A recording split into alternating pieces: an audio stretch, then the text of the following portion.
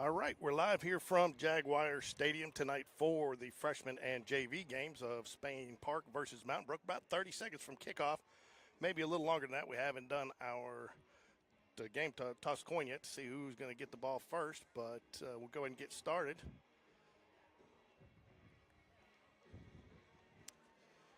Looks like your captains for Spain Park are going to be number 77, Isaac Harris, and number 11, James Jones, defensive lineman for the Jaguars. They will be your Spain Park captains today as they head out for the coin toss.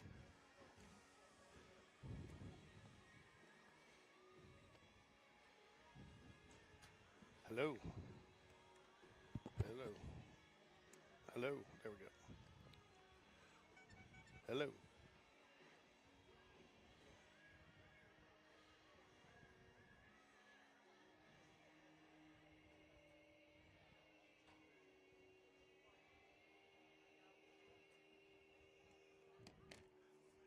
Giving some last-minute directions here, too. Our guest commentator today, Brock Bradley. He's heading up here from practice. Appreciate him joining us today.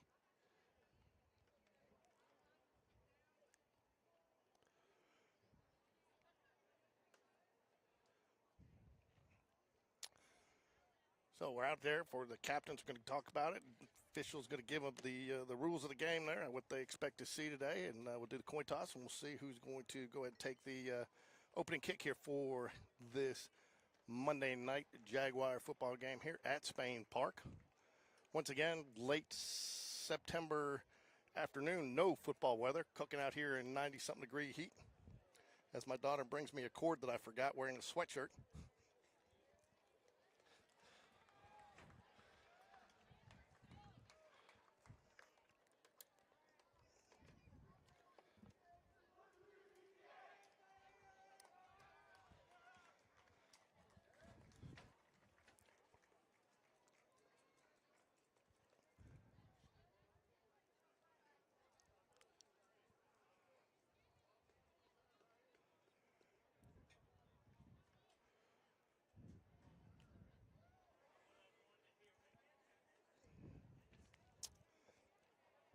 Jaguar fans I know are excited tonight. It sounds like they're going to get number 13 quarterback Nash Davis back. He's been injured for a couple of weeks now.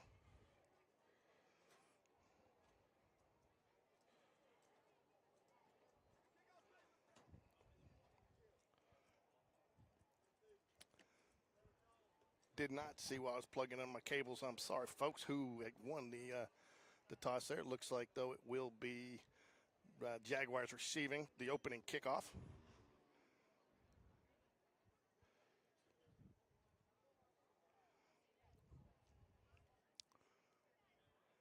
Kicking off from the 40, just like regular high school rules.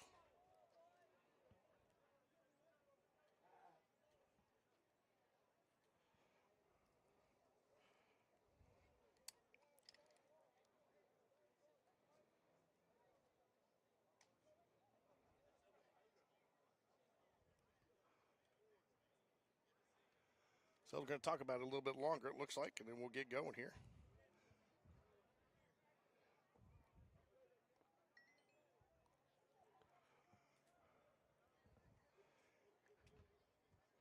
Oh, we're switching it around. It looks like a little confusion there to start the game. Mountain Brook has elected to receive, so they will go ahead and we'll flip it around here. Jaguars will kick it off here to start the game here at Jaguar Stadium.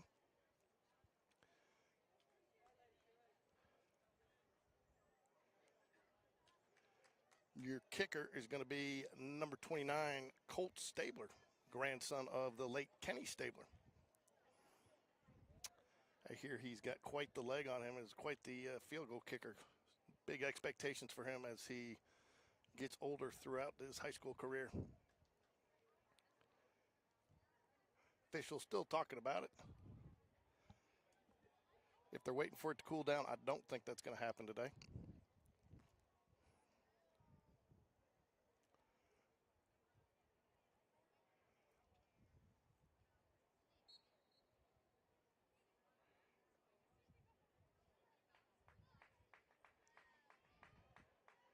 All right, now we're ready for play. Here we go.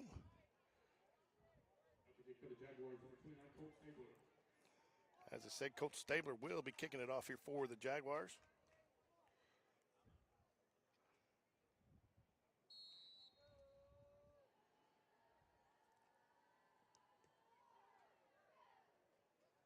Going to be fielded about the 10-yard line. Brings it up. A little hole there, but nice tackle there.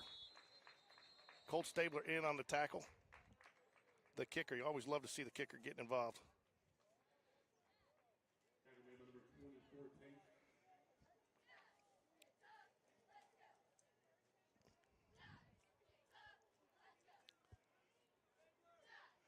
That'll give Mountain Brook the ball at the 1st and 10 from about their 27, 28-yard line.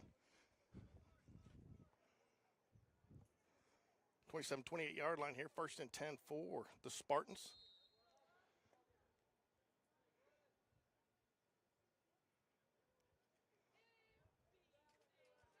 Going to start here with out of the pistol formation for Jags. Going to go with 4 down linemen, 4-4. Handoff around the right side.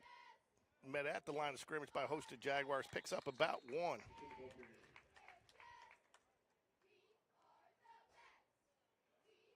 That'll bring up about a 2nd down and 8. We do not have a Mountain Brook roster yet. We've asked for one. As soon as we get it, we'll try to make some calls on those players' names.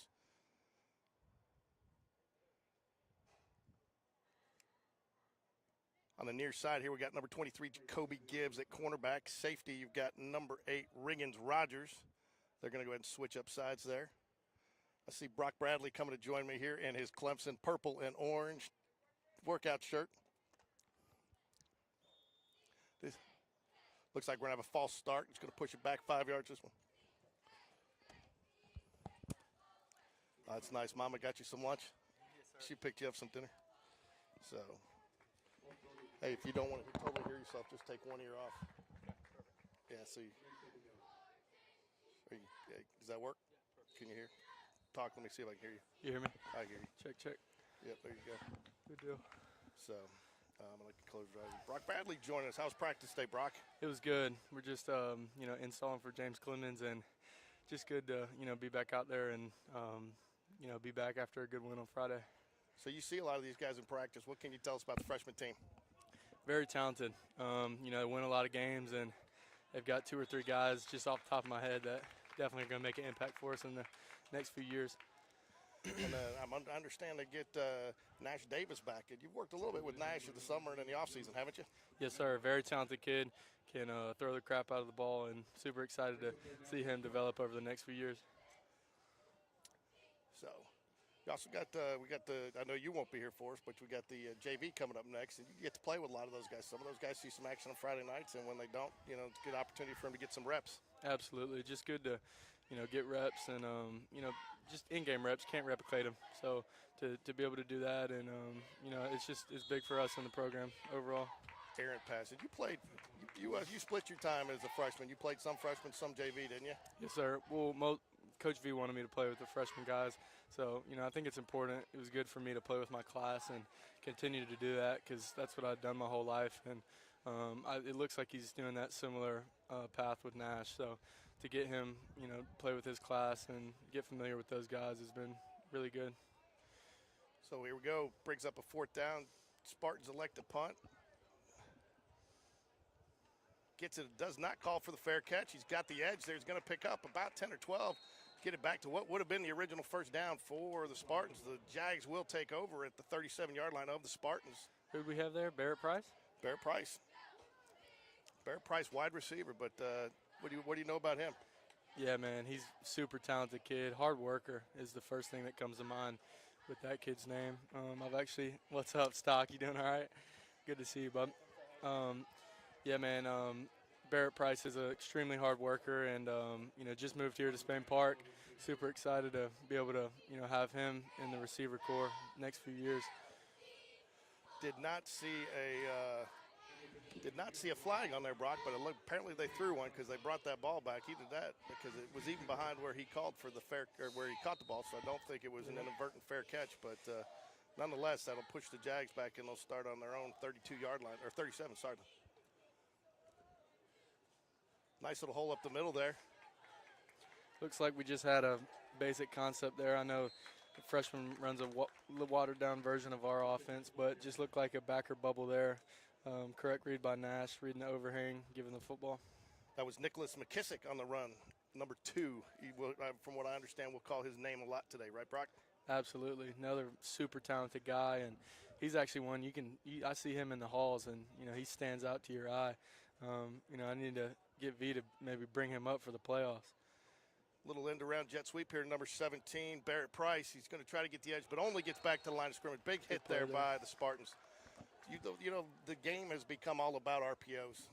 How much time do you have to make that decision? I mean, I know I saw one that you probably, and it was the right decision. You held it on, almost pulled it back out of his hands and made the pass downfield. But, are you kind of reading that all the way until you let go of the ball? Yeah, it's, most of it's just anticipation. And like I said earlier, in-game reps, can't replicate them. And, I can feel myself this year definitely, feeling a lot better and, making faster decisions than I was last year. So, in-game reps is huge there, and, just making sure that your eyes are in the right spot. Nice little toss by McKissick. It's going to be close. I think if he kept that outside, he probably would have picked it up easily, tried to cut it back, and there was somebody there. It looks like it's going to bring it down to 4th and short. So you're a player. You probably want to go in this situation, don't you? Yeah, no doubt. 4th down territory. Feel like we can put a good play together and, try to get the first down. See what we do here. Nash under center. See if we get a little tush push. There it is. There it is, and he got it easily. So he's coming off of a couple of fingers, right? Got a couple of fingers, just like Cam Rising up at Utah. That's right, yep. Nash is a little injury prone, but he's, he hadn't played a lot of tackle football, so, it's going to be good for him to, just get in-game reps, and excited to see him grow. All right, so that brings up a 1st and 10. They're going to go with an empty back set here. Nash is a big boy for a freshman. No doubt. Toss it to 24, the Tecate L. And did I say that right? Tecate L? I think so. Not super familiar with everybody on this team, but interesting call. Sounds right. Interesting call there. Offsides on the defense. They'd stop the play. I thought they'd get a free play there, but somebody must have gotten into the backfield early. Didn't catch it, but that'll bring up a 1st down and 5 for the Jaguars.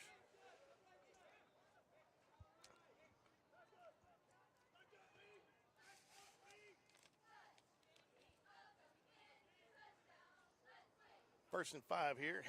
Fakes the handoff. Nice little throw out to the flats, but he overthrows him a little bit. So how hard is that to come back? He's missed, 3 games now? Yeah. It's just tough to get that timing back. It is, yeah. Definitely will take some time to get it back. That was a little, we like to call that double stick. Just another simple RPO read. Read number 3. He entered the box, and Nash made a correct read, throwing it off number 2. Just unfortunate there, didn't get enough separation to get the completion. A lot of people put the timing on the quarterback when the quarterback comes back, but some of it's on the receivers too, because they're used to a different quarterback, so they might be running their routes a little bit differently depending on who's back there. Isn't that right? Yes, sir. Oh, here we go. Oh. Fade ball. Great ball. Great football there. Hell of a throw. Touchdown Jaguars. It's, as Mike Lorino would say, I'll take 6. Thank you very much. So there's a little sting concept there. Nash liked his man coverage, cover 0 to the left side, and took a chance on a slot fade. Great play by Barrett Price. Great touch ball too, right there. Just hit him right in stride. Unfortunately, Cameron didn't catch up because I was looking the other way. But I understand Colt Stabler's a pretty solid little kicker in his own right too. He is, absolutely. Another guy that dresses with the varsity, and he's going to be a good one.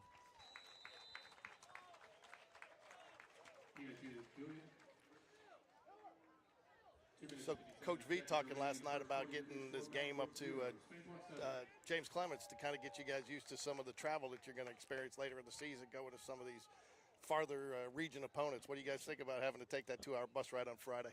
Yeah, it'll be great just to get that experience, and like you said, we're going. We plan on making it far in the playoffs this year, so to get that experience, and we haven't yet played on the road, a lot. We went to T County last year and did a similar trip, but to get one of those in the regular season is big just to, kind of prepare your team for the future.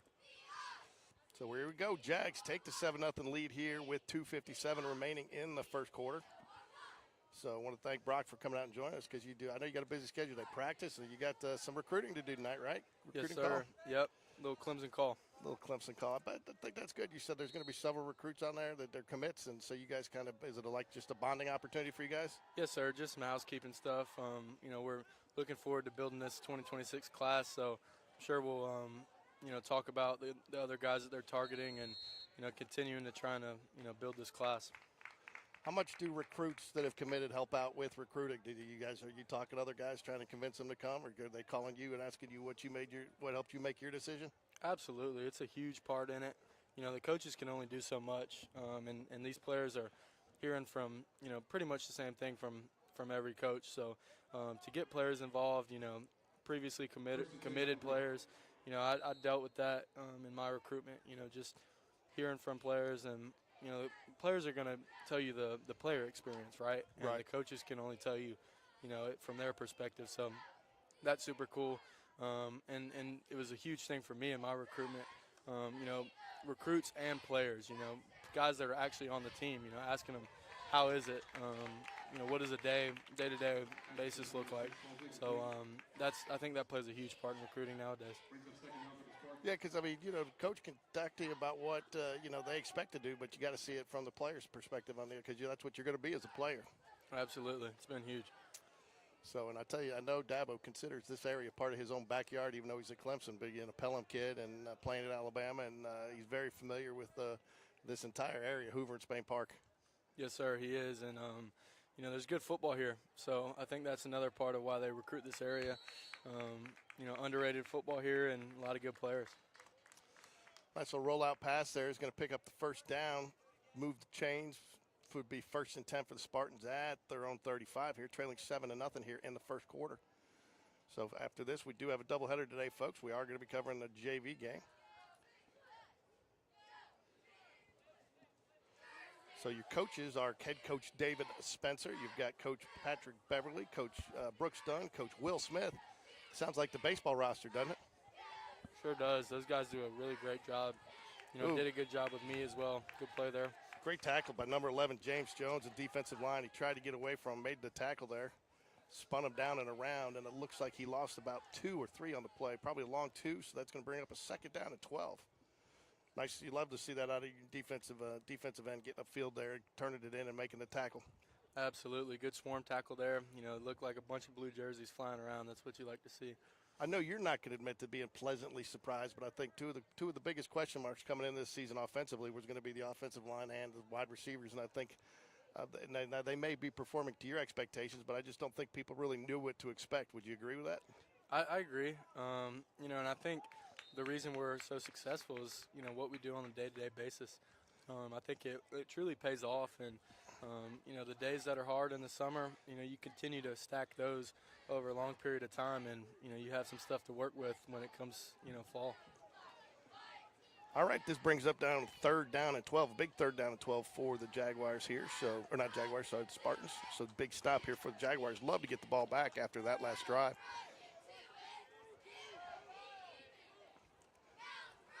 Little trips formation here. See if they run a little something. Good fake. Don't have to tuck it. Oh, that's great. Good team tackling right there. Play. Good team tackle. Number 11, James Jones, got on him again, and I did not see who cleaned it up. But, again, James Jones stopped him just enough to allow his teammate to get there. Looks like you're going to have number 17, Barrett Price, back to receive the punt here for the Jaguars. I gave Mitchell Frazier a hard time, but now I might need to say CJ too. A little quarterback controversy. They've each got a touchdown pass this season. That's right. They give me a lot of crap for that. I'd have to tell them after the game, quit taking my touchdown passes. Not cool. But, yeah, just credit to Coach V. Great job. He does a good job with, mixing up, throwing some trick plays in there, some wrinkles. And it helps having athletes, like Mitchell Frazier, like CJ Calley, guys that have played baseball in the past. And, you don't know if they catch it on a sweep, if they're going to tuck it or if they're going to throw it. So very cool concept there.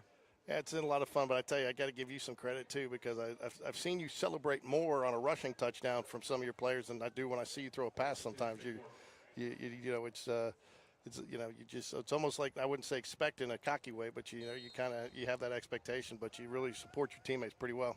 Yeah, I think it's a huge thing. You know, V's so big on celebrating with your teammates, and you know when you get in the end zone, no matter who it is, you know there's a joy that is in the air, and it's just great. You know, putting a drive together, whether you know I'm the one finding the end zone or not. It's just really cool to see. You know, us getting in the end zone. Ooh, a little rubber out here. It's gonna be an incomplete pass. Yeah, really cool to just you know, get in the end zone no matter who gets in, and just celebrate with your guys. Keith Litton is going to be your offensive coordinator, play caller for the Jaguars here, and David Spencer pretty much handles all the defensive calls. Keith Litton, again, that's another probably nice thing for you guys to have. He's had a lot of experience coaching wide receivers at the varsity level, and I know he came down here because he wants to spend some time watching his kids play on Friday night, which works well for him. I think that's great to be able to have the opportunity to do that, but probably nice to have that experience developing receivers coming up next year. Absolutely. Good run here by McKissick, right? Yeah, McKissick. It was a nice little. He made a nice little cut there, and finally hit the hole hard. Made a little cut, and got 6-7 more yards out of it. I'll tell you, man. I've seen that guy in the hall a few times. He looks the part. So excited to get him up with us next year.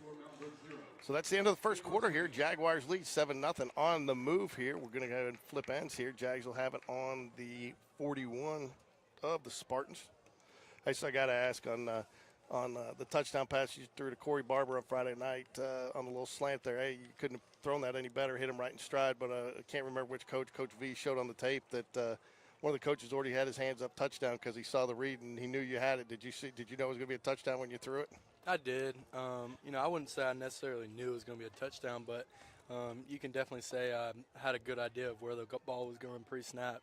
You know, it was a backer concept, and we had one of our it's a look concept that we have ran for a long time. And you know, I saw the overhang kind of tucked in the box pre-snap, and I knew I was going to have that throwing lane. So just you know, did the RPO and ripped it in there. Great play by Corey Barber. How do you guys? I mean, pretty much nowadays on RPOs, linemen almost have to stay all the time, don't they? There's no. I mean, unless it's a true run, they got to stick back around because they don't know if you're going to run it or pass it, right?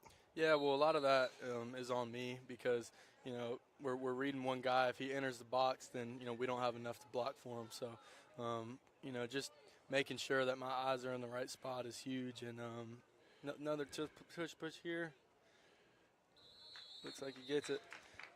Yeah, just making sure my eyes are in the right spot and making sure I'm making the right decision. Yeah, play calling was on Friday night, too, talking about tush push. Nice little quarterback draw that they drew up. Hadn't seen many of those this year, and the hole was wide open for you. Made a nice hard run, slid and got down, which I'm sure everybody took a deep sigh of relief there once they saw that slide. Yes, sir. That was a draw concept that we've been working for a while, and they gave us a 3-man look up front, and ooh, uh-oh. Oh, he never tackled him. He didn't. He's going to try to make something out of it, but he's not. But again, Mount Brook didn't take him down there. Fortunate to it was a very slow developing play there. And it sure was. And it looked like somebody missed a block out there on the edge. Yep.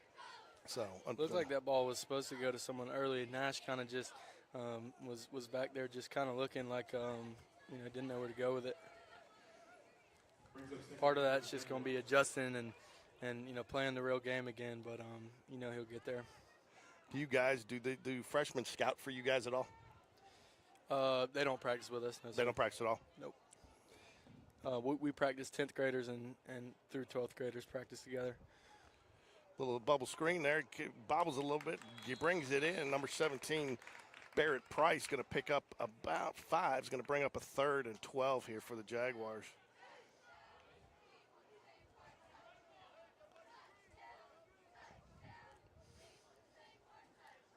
So what do you do on Mondays? Is that the day you guys put in your game plan? Yeah, we get in here on Sundays and get a lift in, and I always like to take a brief look on Sundays at watching some film on, you know, the team, the opponent that we'll have on Friday. So, you know, have an idea on Sunday and, you know, spend Sunday night kind of thinking and maybe watching a little more tape on my own. And then on Monday, you kind of just Ooh, you know, did he get there? Yes, he did get there early. Did get there early. So that's going to be a pass interference. But, you know, that's something else in high school. Is it? Now, I know in the youth league it's not. In high school, is that an automatic first down? I think so, yes, sir. 'Cause Should be a 15-yard penalty, right? Yeah, so I know on the high school, or the youth game the other night, it wasn't. And there was only a 10-yard penalty for pass interference, and they had the 3rd and 15. But I think the yardage will be enough here anyways. But Yeah, I would think this should be an automatic first down, but not super familiar with freshman football rules. yeah, that's what they change them all the time. That's what we were talking about. So having to adjust my cameras a little bit here. These guys move a little faster than the middle school and the 6th graders that we've Looks been like covering. they'll move the chains. Yeah. So we got a first down and 10 from the 27-yard line of the Spartans for the Jaguars. Little trips right look here.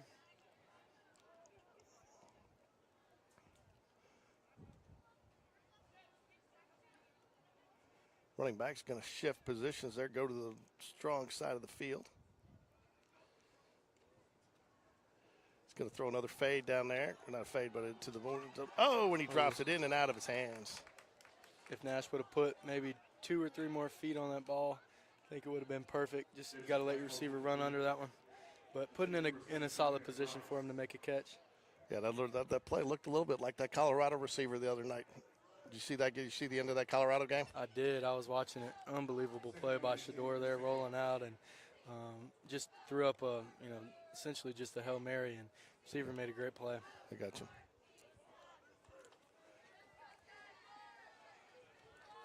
See if we can get something rolling here.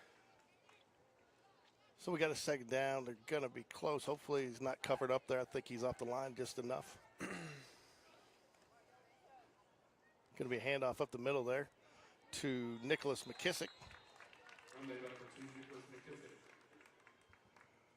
Picks up about 2. It's going to bring down a 3rd down and 8.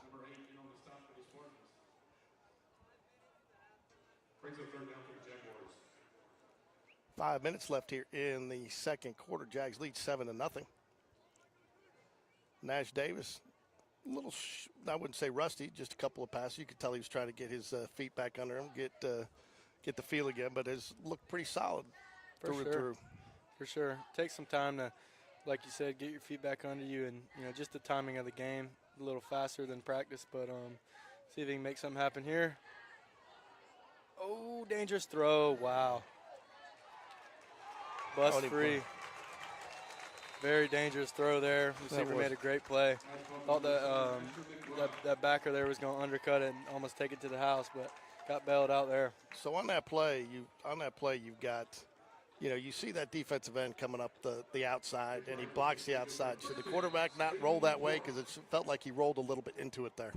Yeah, I like to know where my most of my receivers are going to be, pre-snap, so I have an idea of if I do get pressure coming from the outside, I need to probably roll out that way where I have receivers. But good job by Nash Davis there, extending the play and making something happen. Low snap there, and does get it off the ground and picks up about 2 yards. Going to bring down a 2nd and goal from the 3.5. So I tell you, that's one thing you've been the beneficiary of. Knock on wood, I probably shouldn't say it, is Jackson Bell, having him for 2-3 years under center. He's gotten stronger every year, and I'd say you don't have to deal with many errant snaps. Oh man, Jackson Bell we like to call him Coach Bell because he does such a good job. He's kind of the leader of that O-line, making sure everyone's in the right spot, and man, I don't even have to think about snaps with him. It seems like everyone's just right in my hand, so that's definitely a plus. And what do we got there? False start.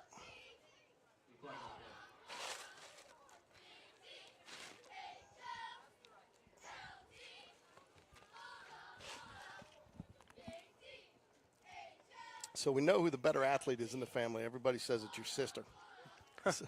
And she'll tell you that too. She's not shy. Who practices harder? Because I know Morgan Lambert puts them through a routine. So does she come home more tired, or do you? I don't know. That's a good question, but I'll tell you what. She deserves a lot of credit. She does a good job. She's very dedicated, like me and my brother was. So so proud of her, and and what she's been able to do with cheer. She's sophomore, right? She is, yes, sir. Ooh, dangerous pass again, too.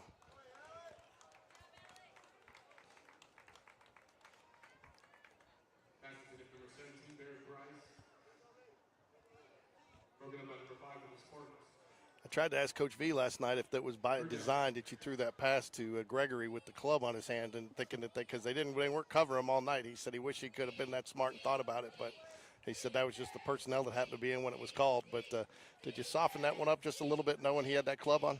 Man, I definitely did. Funny story.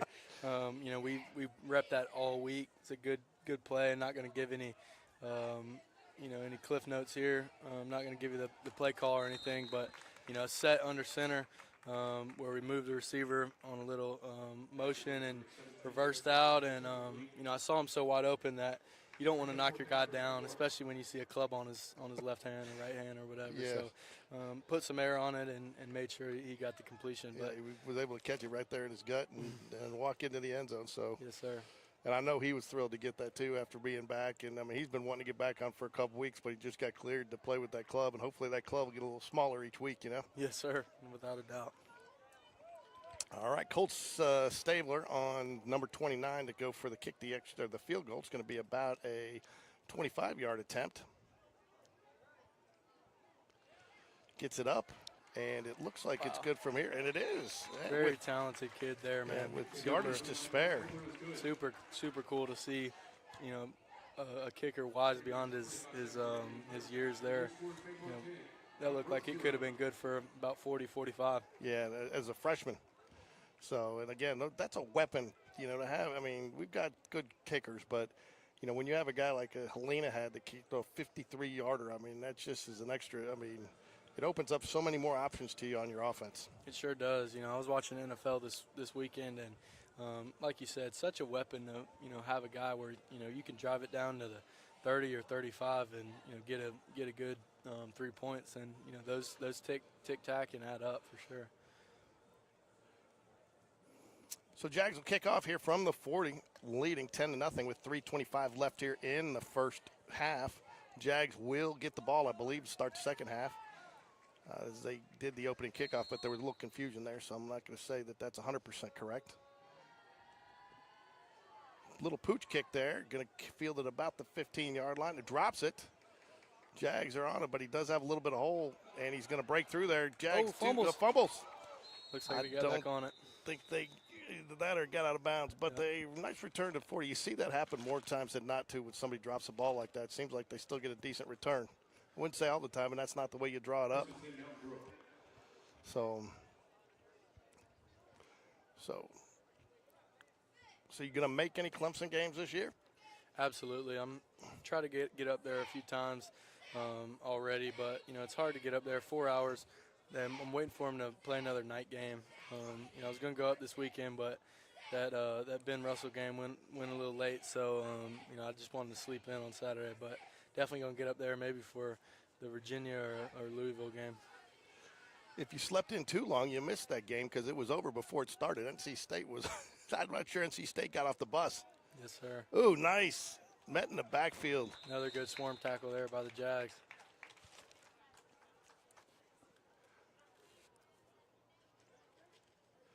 I think big 71, Isaac Sutherland, was in on that one.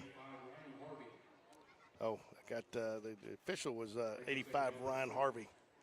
But big Isaac Sutherland in on that defensive line. You got some definite size down there. Again, it's nice to see. You can already tell the impact the weight program's having on freshmen. You know, it took you guys a little bit longer because you didn't get started with it, but definitely already paying dividends at this level. Yes, sir. Definitely gives you an edge. And, you know, like you said, developing these younger guys, you know, from freshman year, it was good for me because I was able to, you know, when Coach V came in, I was just becoming a freshman. So it'll be good having 4 years of that, and definitely gives you an edge on the field. Number 32, Israel Anders, son of Eric Anders, played at Alabama, but Israel Anders, linebacker, in on the pressure there, forces the errant pass. Now, we talked about that on Coach V's show. You know, that's just important. Sometimes you don't always get there, but just make that quarterback throw it. I'm sure you don't like to have to throw it before you're ready to, but that's a lot of times you can impact it just getting in the area. Yeah, I think the clock in the quarterback's head goes off, you know, at some point. Oh, interception here by the Jag.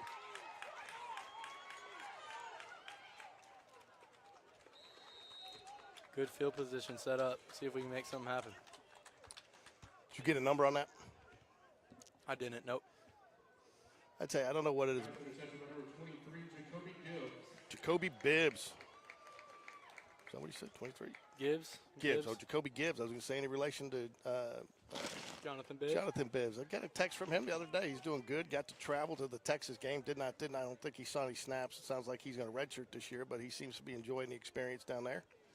Yeah, man. Super proud of Bibbs and what he was able to do at Spain Park and what he'll be able to do in the future. Super hard worker, and just love that guy. And Jamari Mosley's got some starts, and I know that Kelby Roberson's getting healthy. So, and I think I saw something this weekend. I don't know if they won, but it looked like Caldwell Bussey is playing and getting some good quality reps up at Furman. So Jags in. What do we got? We got a block in the back there coming back. Jags will still have the ball, but yeah. Where'd you?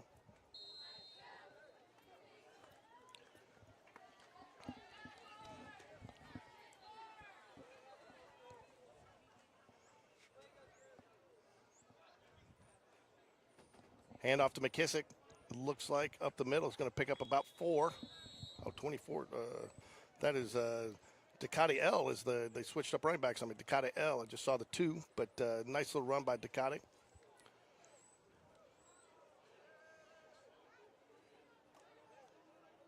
That will bring up a second and about long 6, short 7. Nice drops back pass. He's going to go deep. Fade. He's got him. Like He's got him. If he's got. Oh, great catch. Great catch. What a catch. That's going to be a touchdown. You can't throw a ball any better than that unless you're Brock Bradley, right? No, great ball by Nash there. He missed him on the last one, but put that one in front of him, and great catch by Barrett Price. Yeah, you could tell, too. That's a good little communication there between the receiver because he was going strong the whole way. He didn't slow down. He trusted his quarterback to – I mean, what's the goal there? You try to outthrow the receiver a little bit. You don't literally want to do that, but so you don't underthrow it. Yeah, for sure. Just not thinking about it too much, just letting it fly. Funny thing there, I saw Nash check the sting like he did before. It looks like Mountain Brook's given that to us all night so far. So just took a chance on the slot fade again, man coverage, and great throw by Nash, great catch by Barrett. Nice, solid pass through the uprights again to take a 17-0 lead with 1:30 left here in the second quarter for the Jaguars. 2 Nash Davis touchdown passes today. Both of them, I believe, to Barrett Price. A little 1-2 combination. That's got to be nice for you this year. Not that you didn't have a lot of receivers last year, but you had some injuries. You had somebody go out for some other reasons, and so you kind of ended up. You just seem to have a lot more solid options this year than you did last year. Yeah, I definitely think we're deeper, and it pays dividends to what we do on a day-to-day basis. And, just being deeper, I feel like, at the position has been huge for us.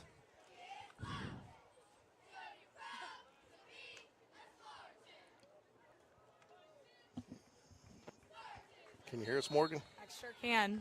We got Morgan Lambert. We were just talking about one of your cheerleaders, known as last name Bradley. I think I've heard of her. And we were talking that she. I was asking Brock, who has the harder practices, cheer or football? And she's because Coach Fields say it's cheer. We may have the more loud practices for sure, and it's probably because of me.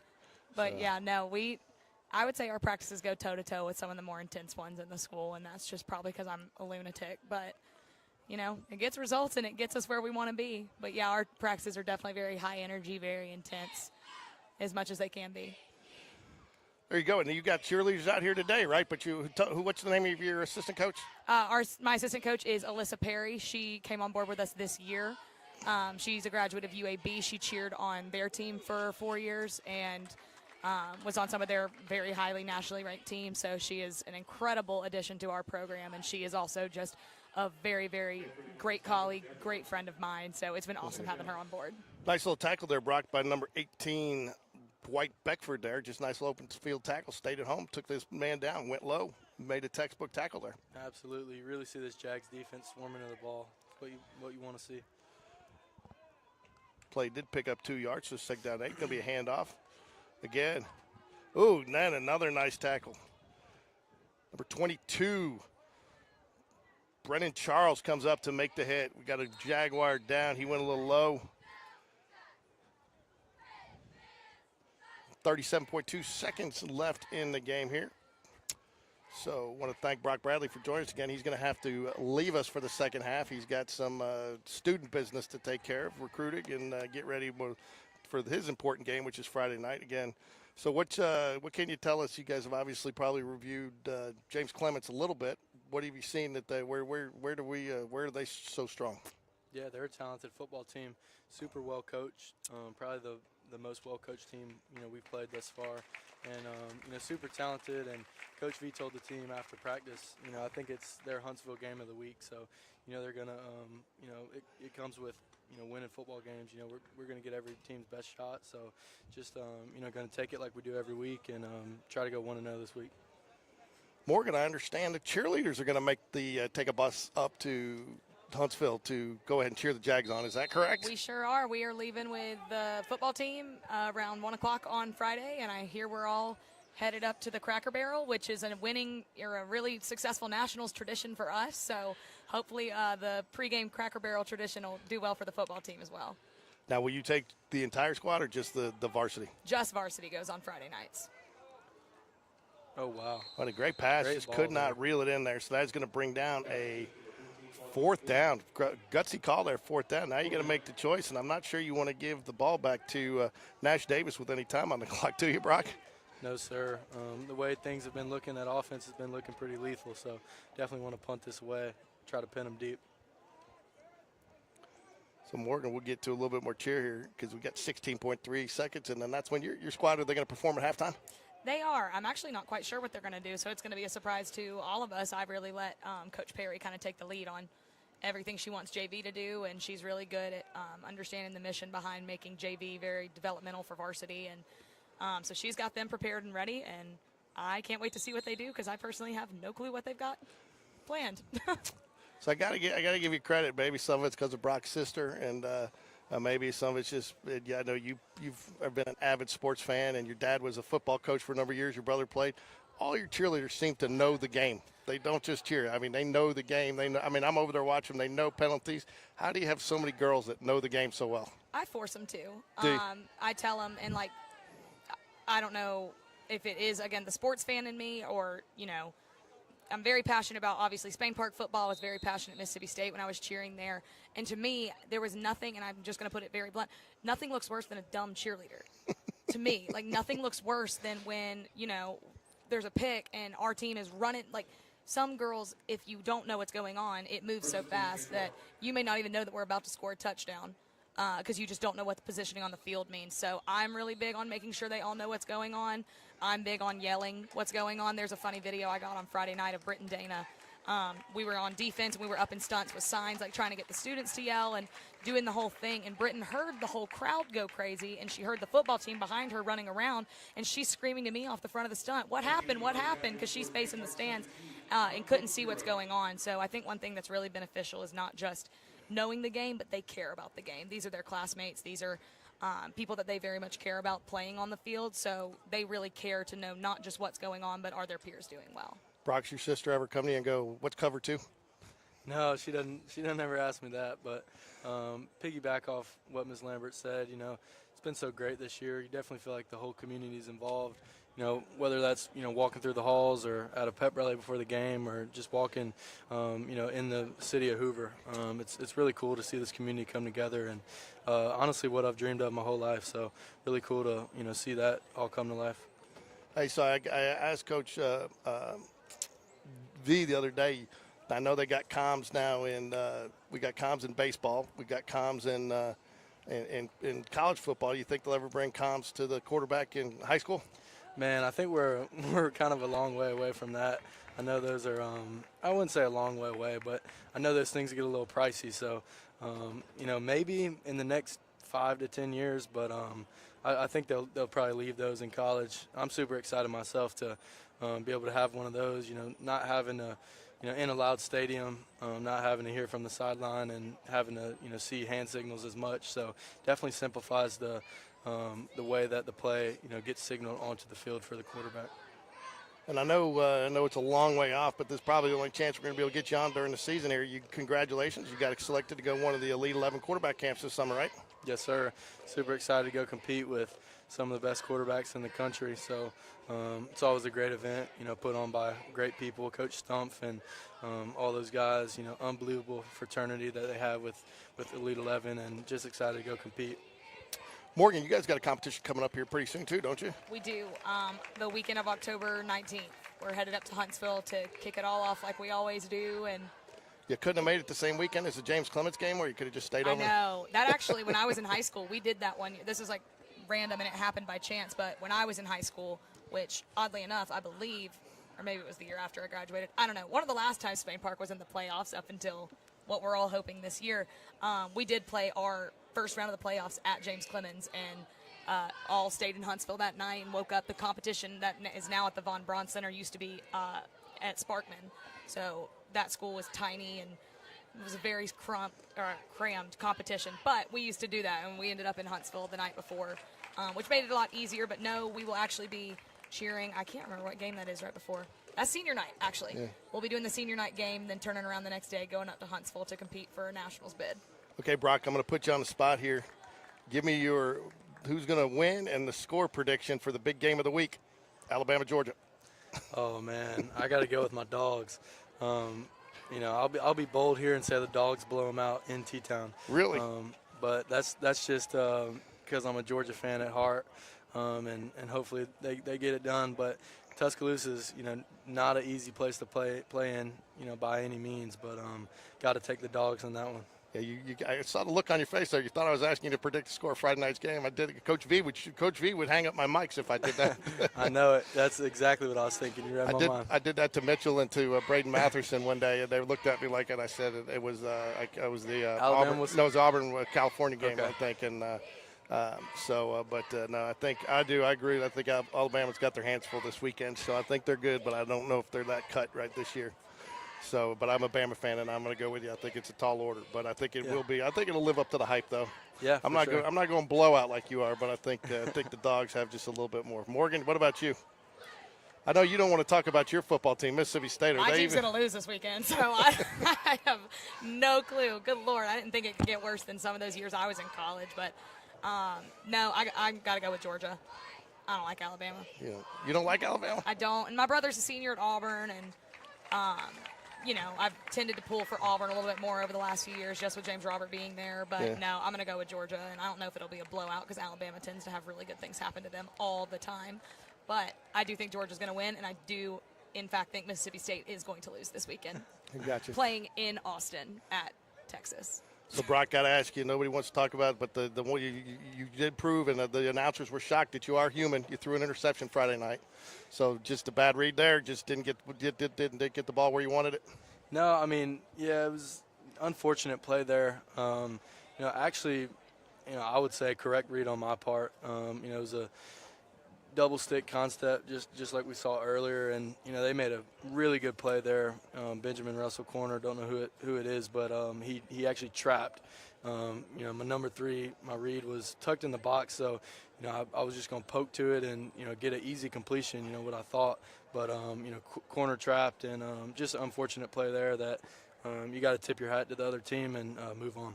I'll tell you the one thing, what impressed me the most, though, was on the sideline after that. You guys don't panic. And you mentioned that a couple weeks ago. You guys don't panic. And you had, and that's got to be nice as a quarterback, too. While you don't want to make a mistake, your defense has got your back if you do. And they got the stop, I think, 3 and out, and got the ball right back for you. And I think you went down and scored on the very next drive, didn't you? Yes, sir, we did. Definitely a little scary there when you go 3 and out and Benjamin Russell scores and gets a 2-point conversion on a fire play. But like you said, just not getting panicked, staying calm and sticking to what we're good at. Knowing that we're going to drive the football down and try to put it in the end zone next drive. Yeah, well, we're looking forward to seeing you play Friday night. We're going to let you get out of here because by the time you got to go, it'll be the game starting back up, and I don't want you to get squeezed because I know you got an important call coming up tonight. So I want to thank you for joining us today. We're going to take a break here for a minute, and hopefully Morgan Lambert will stick around with us for a little bit in the third quarter, and she can give us some of her football knowledge. I've got plenty, I think. Awesome.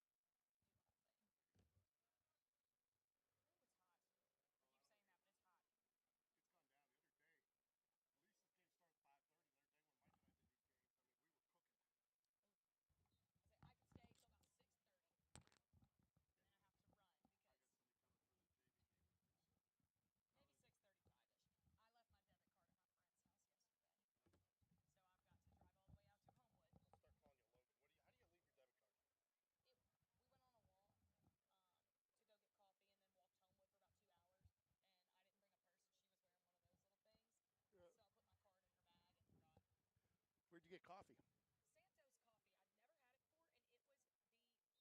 That's good. Wendy loves Santos. All right, we're coming back here. Jags are stretching in their end zone. We got about 2 minutes left till the end of halftime. What do you think, Morgan? How did you girls do? Oh, I think they did great. I was trying to watch and listen at the same time, which multitasking on a Monday is pretty hard. But, no, they did great at halftime, and I went down there, and they were shocked to see me walk up. This is the first Monday I've gotten to get out to this year. But, no, they're doing a fantastic job, and JV has really, really progressed, especially since we've started school back. So I got to ask, is it a little surreal to teach now kids that in the same halls that you walked as a student? It sure is.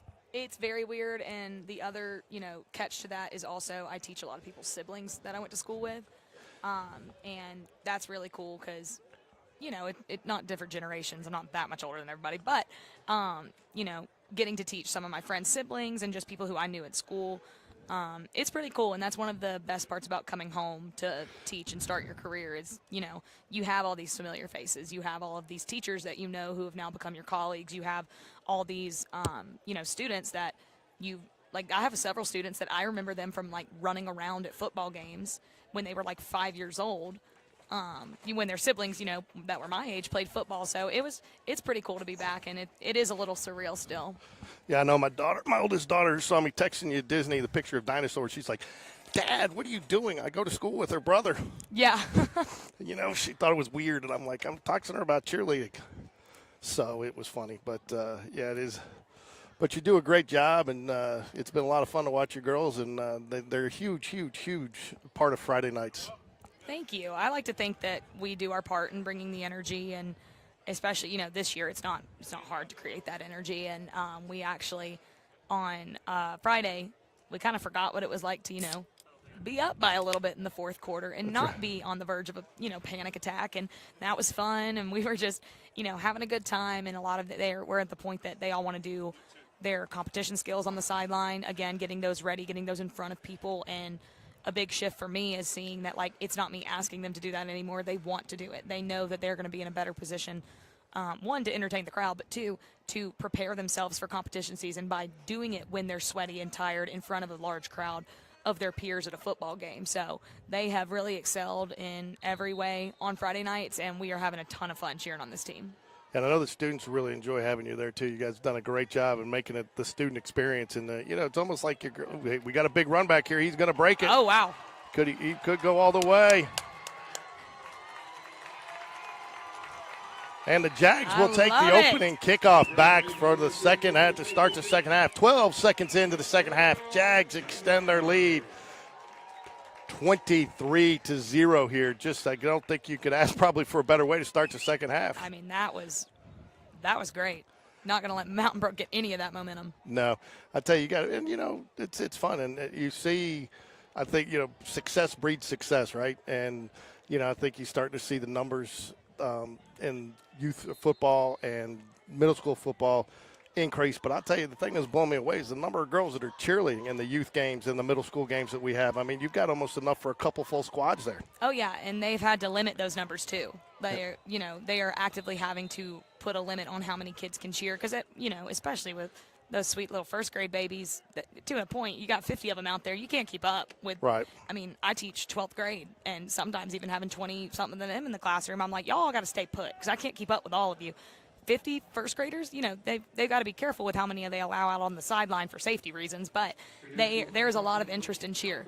Coming up, and which is super exciting. We've got a lot of exciting stuff developing with Barry Cheer. We're really trying to put our hands into that program and help them out as much as possible. They're going to be competing more routines this year. They're competing a traditional and a game day just like we do to further prepare them for, the JV or varsity level, wherever they're headed next. So there's a lot of excitement. There's a lot that we are trying to do, I don't know what word I'm looking for.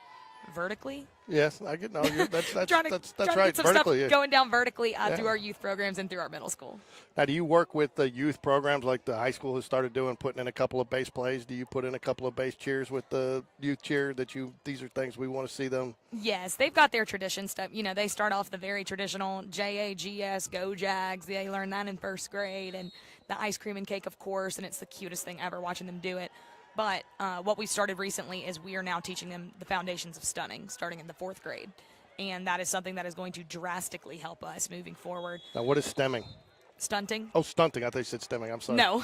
It's like stemming. I didn't know. I thought that was a cheerleading term. No, we're just teaching them the foundations of, stunt safety and stunt technique, and they caught on to it at our little camp with them much, much quicker than I thought they were going to, which is awesome. And now they're going to be able to take that development into Barry, and Barry will be able to develop them a little bit more before they get to us. That's good. So, Mountain Brook gets the return out to the 25. That's where they'll start 1st and 10 here. Looking to get anything going offensively. Jags have pretty much stymied every offensive opportunity that they had. You like that word, stymied? I pulled out the thesaurus this morning. I was about to say. That's a big word. I'm a social studies teacher. Don't get too advanced. I'm just kidding. Nice hit there by looked like number 5, Wyatt Beatty, the linebacker. Younger brother, Libby Beatty, who is a freshman at Ole Miss right now. Coached her in basketball a little bit. She played volleyball and basketball, but coached her in some basketball. So, Wyatt Beatty, big hit there. Social studies, does that include government or not anymore? It sure does, and that's what I teach. I teach regular United States government, and I teach AP macroeconomics. So right now I've got my macro students, and I'll have them till December, and then at the turn of the semester, I will pick up a whole new crew for US Gov. I'm not going to bring up any government or any election stuff. That goes sideways every time. Doesn't matter who you talk to. Yeah, it's something else. Yeah. But again, and it's, to me, to go on, the academic side of things, it's very important to teach these foundations of government. And I tell my classes, this is a government class. This is not a politics class. And, to learn the structure and the functions of our government, especially in an election year, is so, so important. I remember when I was in high school, I was a senior during an election year, and I have a later birthday, so I didn't get to vote in that election. I didn't vote in my first election until I guess I was 21 at that point. But I remember learning it that year and being like, this is so, so important, and everybody needs to know this before they vote. Knowing what our government does and all of that stuff. So I love getting to teach that class. It's truly so much fun, and macroeconomics is pretty fun too. It doesn't sound like it, but it's pretty fun. Joseph Jordan, number 52, was in coverage on that play. Jags declined holding call. Oh, he's going to get it. He's going to come in for the sack. Number 11, James Jones, comes in from the right side. Quarterback had no chance on that one. It's going to result in 4th and a mile. I think it's going to be 4th and 25 here, 24. It's going to bring up a Mountain Brook punt. Maybe it's just the alum in me, but, man, sometimes some of the best parts of these games are just watching Spain Park beat some of these other schools. And, I know that sounds terrible to an extent, but, back when I was in high school, Mountain Brook was a region rival. We played them in everything, and that was back during one of the many heydays of Spain Park basketball, where it was Spain Park and Mountain Brook for that region title, area title every single year. It was. So, now we don't play Mountain Brook in a lot, and now that we're 6A, maybe we'll see them a little bit more on the varsity side of things, but it's fun to watch us up this much on a team like Mountain Brook. It is sometimes. I agree with you. There's sometimes we definitely took our licks a number of times, and so it's fun every once in a while to give some licks, It is. But, I think, too, that's one of the things, though, you can see now with the second half, David Spencer's taking this opportunity to get a lot of other kids in. You'll still continue to see quarterback Nash Davis in there trying to get his feet wet after coming back off of a break from injury. But you got number 7 out here, Asher McBride at wide receiver this go-around. Number 2, Nicholas McKissick will be back in the backfield there with Nash Davis. So I tell you, the thing that surprised me too, and I don't know if you see it with the girls, and I don't want to say you don't want to say getting bigger because that's no girl likes to know she's getting bigger. But the maturity from 7th grade to 8th grade is just eye popping. Is it the same way for the girls? Just how their bodies mature a little bit into the sport? I think so.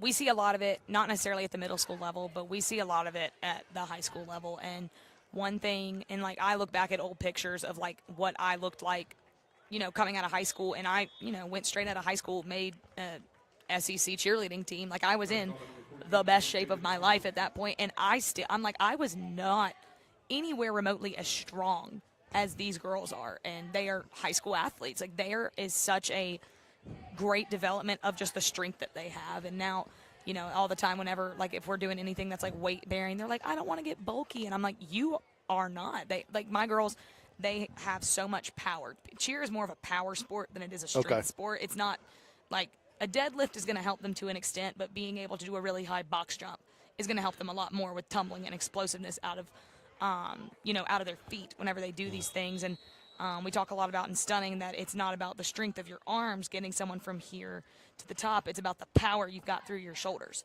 So, and that's one thing that my girls really are, just powerful. They have a lot of strength, and that's something we've really worked to develop too. So that's, I think, the most noticeable difference in our program is how much they develop in the 9th grade, being a part of our program. McKissick met in the backfield there after shaking a few tackles, picks up the first down. It's going to be 1st and 10 from the 14-yard line. Jags on the move again, looking to put another one in the end zone here. Takade L checked in at running back. You're going to have a little jet sweep there to number 14. Breaks free after backfield, and he's going to get down to the 2-yard line. That is J.D. Thompson. J.D. Thompson's son, younger brother of John Michael, or is it John Michael? John Robert? John Robert Thompson, sorry. John Robert Thompson. All these names start to blend together, and Matt Thompson had one of the offense coordinator for the Spain Park Varsity, son of Matt Thompson. So good to see him getting some reps. That's the thing that, my first few years at Spain Park, I was the freshman cheer coach, and I was at these games every Friday night, and I taught 9th grade world history. Actually, Brock, when he just got up, asked me, he was like, "Are you still teaching 9th grade?" Because I had Brock in class when he was a freshman, and just as fantastic of a student as you can, just as he is a quarterback. But I used to have all these kids, and it was fun because on Monday nights I'd get to come out and see my students play, and obviously have the freshman cheerleaders. But now I only teach 12th grade. So you're saying all these names, and I'm like, well, I guess I will see these kids in 3 years. I don't know as many of the younger ones now, which, blessing and a curse. I love teaching 12th grade. It is just the most fun year in the world for these kids and getting to be a part of their lives. But it does stink coming to these games now, and I'm like, well, I got to admit that's one of the reasons we started calling some of these games, because we've committed to stick around. Even though my kids are all graduating from high school, I got one more in there, but it's fun for us, and we enjoy being part of the program. But I've followed my kids for so long and knew a couple grades ahead, a couple grades behind, but now I'm getting to that point where who's and so it's been fun. So we've been doing some of these. But I'll tell you, the one thing that you kind of see, and I think you probably would test this as well, is a lot of quality families at Spain Park that really get behind the programs. Without and you have a lot of parents that support your cheer program, just like we do in football, baseball, and every other sport. I do. I'm very lucky for the parents who surround my program and what they allow for us to do, and what they understand our standards, they understand our expectations, and they don't just support it, but they, do everything they can to be as helpful as possible. And you should see our parent crew down in Orlando at Nationals. I mean, they know how to bring the noise. They are the loudest people in the room when we're performing, and it really is awesome for the girls to see that in a sport that is just, and I'm not saying it's underappreciated at Spain Park, because we are very blessed at Spain Park, but in a sport that is nationally unappreciated, that there is so much love surrounding them from not just their parents, but our administration and this community. And cheer is, for the most part, a very well-respected sport at Spain Park, and I think it's a testament to the support that we've been given, as well as, the work that my girls have put in to be respected. Yeah, I think he too. Ooh, ball on the turf there. Drops it, goes backwards. Jags 2 plays there. Got to be not happy with. Ooh. So loses yards there. I tell you, you say underappreciated sport, and I'm not going to be one. I don't agree with this, so don't hit me, Morgan, when I say it. But there's some people out there that don't even consider cheerleading a sport, which I think is absolutely ridiculous. And it is, and the reason it's that way, if you want a short history lesson from your local social studies teacher, but they actually grab a seat. They actually took it to court, and to make cheerleading a confirmed NCAA sport.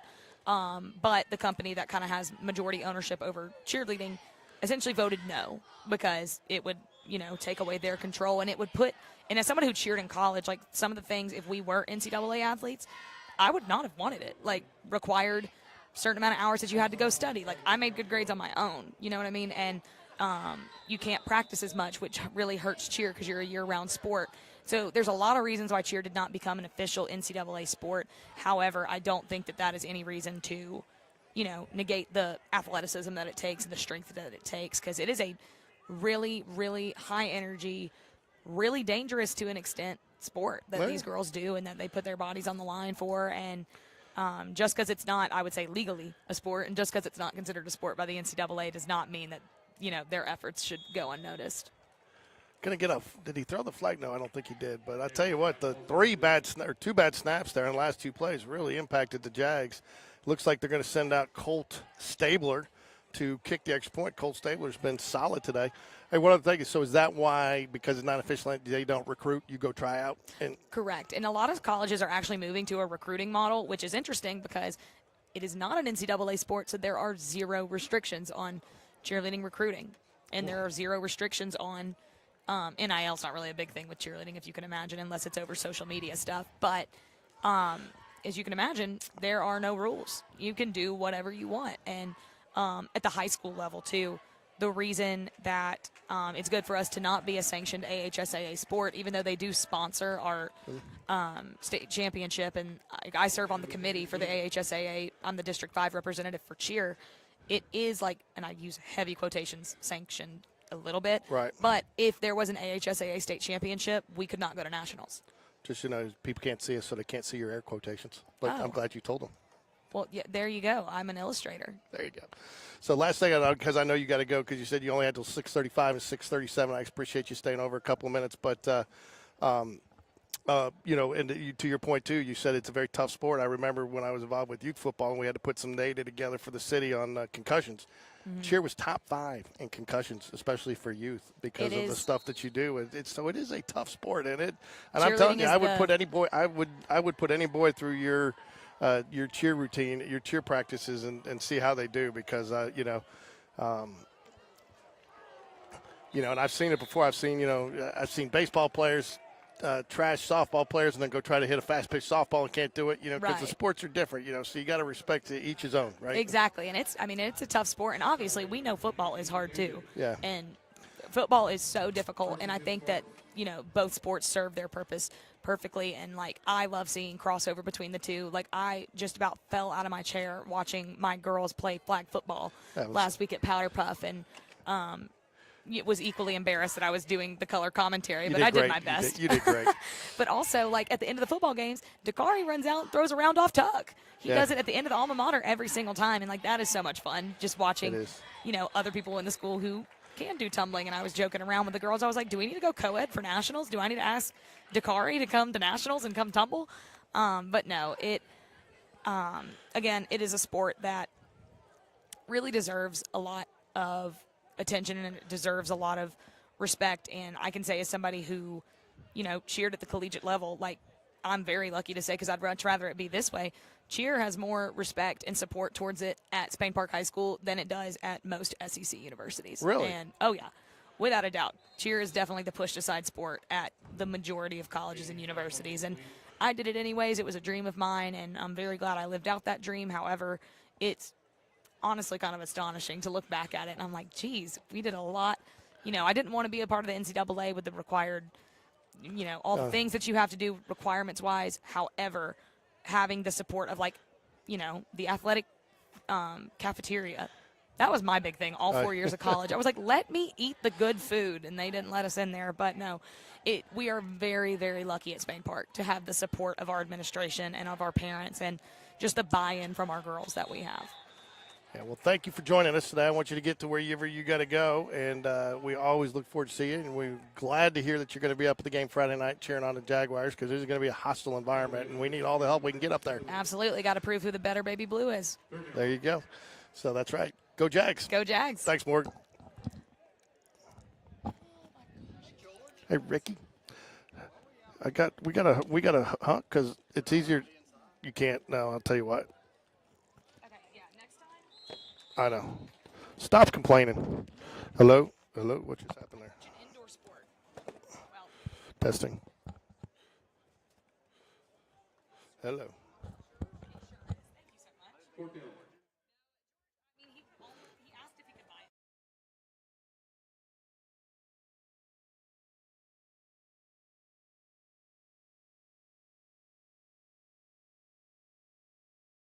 Hello. Hello. There we go. I'm back. Hello. What just happened there? Hello. There we go. Hello. Hello. We're back. All right. Get on with me here, bud. We got Rick Strawn about to join us, baseball commentator extraordinaire, who's going to do a little football with us tonight.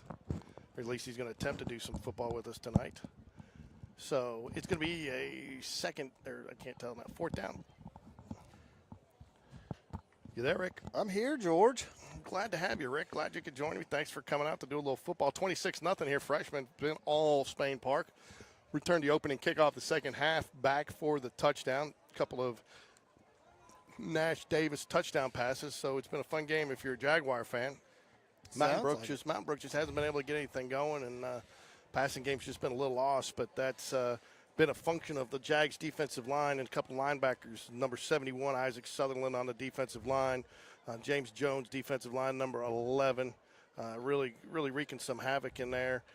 Then you had a couple of nice hits by Wyatt Beatty, linebacker, and Israel Anders, number 32. Really kind of leading that defense out there today, Ricky. All right. Hadn't seen these guys play, so this will be a first for me. Mountain Brook's going to go for it on a fourth down here, it looks like. Is that fourth down? Yep. And so, again, gets back there, almost hits him in the head. How do you let him catch that? Oh, you got to. Sorry. Had it too zoomed in still. Sorry, folks. My bad. Threw it up there. Receiver came back, made a nice play. My bad on the coverage, the camera coverage there. So, yeah, I tell you, it's a little bit different than doing youth football. These guys get the ball, the passes down a little bit farther. You can't be zoomed in quite as much. So, I don't think our viewers really wanted to see that anyway. So, anyways, so you got Mountain Brook finally picks up. They pick up the fourth down, and there was some good defensive pressure there. But they're in business here at the 35-yard line. The Jags are going to hang on for a round right in there. Or left end, sorry. Number 22 in on the tackle. That's going to be Brennan Charles.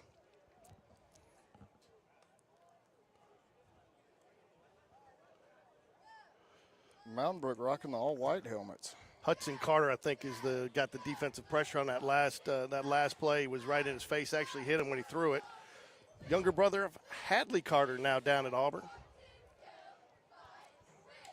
So, but defense, you've got to be excited if you're a Jaguars fan about what's coming up. If you've watched 6th and 7th grade play and so far this freshman, I'm interested to see JV. Well, so what a hit right there! Great job. Dislodged the ball before he could complete the catch. Nice play. Yeah, George, I was thinking about this the other day. The biggest benefit, I think, to Spain Park bringing Coach Vakakis in 2 years ago is this group right here. These guys coming up, these JV guys, 7th, 8th, 9th grade guys, spending 3-4 years in his program.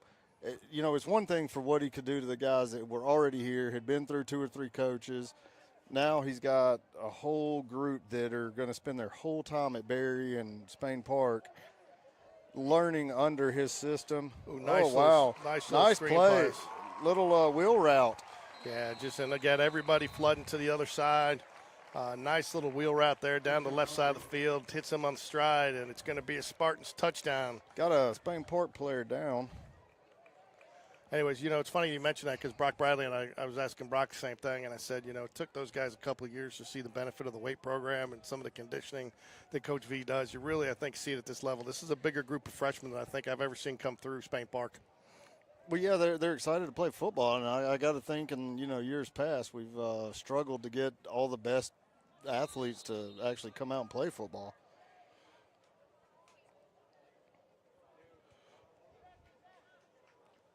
I do think if Vakakis sticks around 10, 15 years at Spain Park, he'll win multiple championships. I do think that.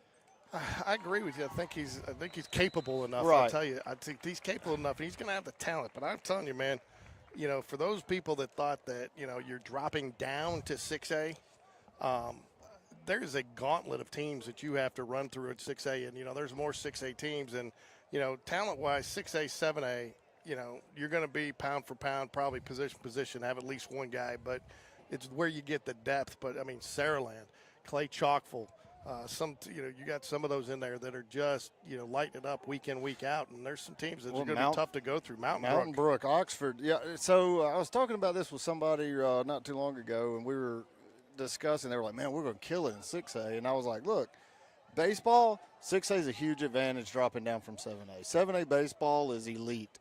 There are some really good 6A teams, but overall, you've got 10 teams in 7A that could destroy everybody in 6A, with the exception occasionally Oxford puts a team together or something like that. But overall. When it comes to basketball and football, I don't think it's a whole lot easier dropping down to 6A. Oh, he makes a cut across the field all the way out to the Mountain Brook 45. Nice return. Last one he took all the way back to the house, so I think Mountain Brook's probably pleased just to stop it right there. John, who was that? J.D. Thompson, number 14 with the return there. Younger brother of John Robert Thompson. How about that? So, son of Matt Thompson, offensive coordinator for your Spain Park Jaguars, Varsity Jaguars.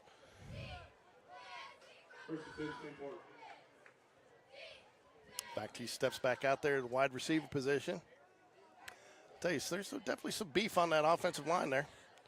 John. Yeah, it does. It looks like there's a big mismatch down there on the line on both sides of the ball.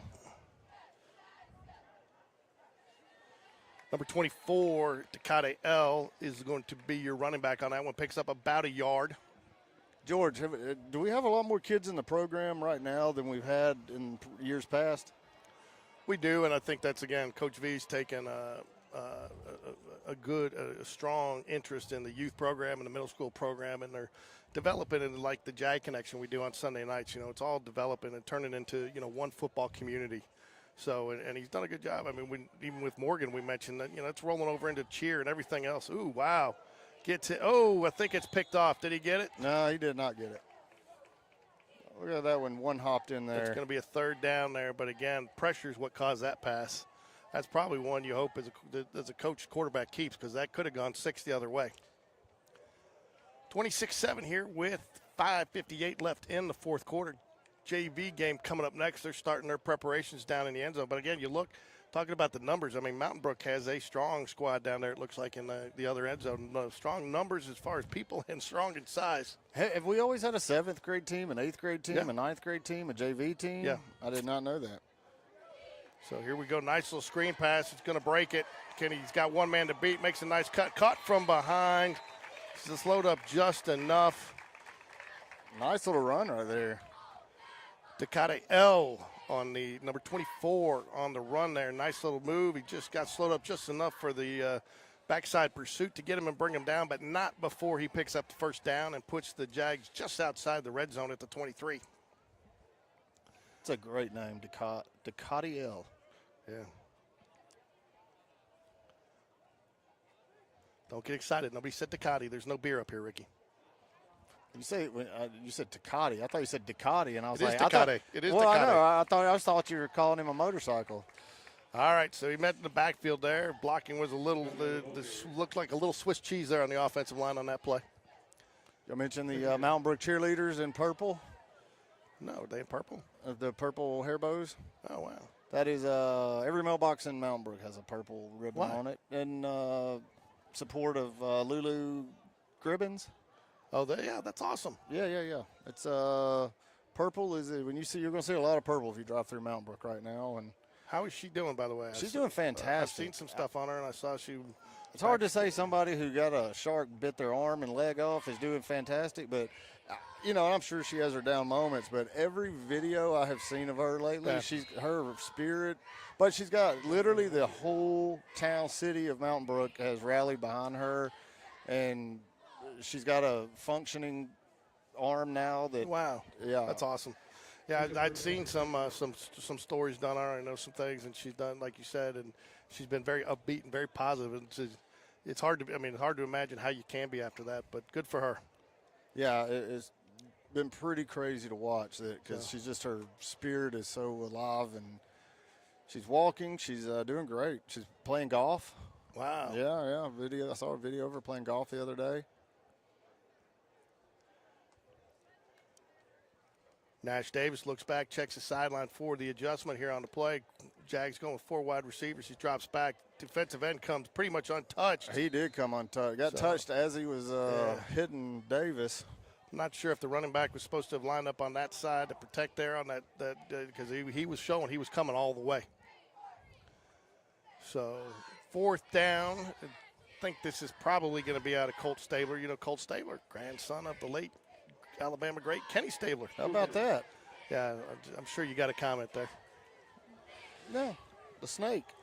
So I hear I'm not as old as you, so I didn't really get to watch him play George in his prime, but I know you did. Yeah, no, not really.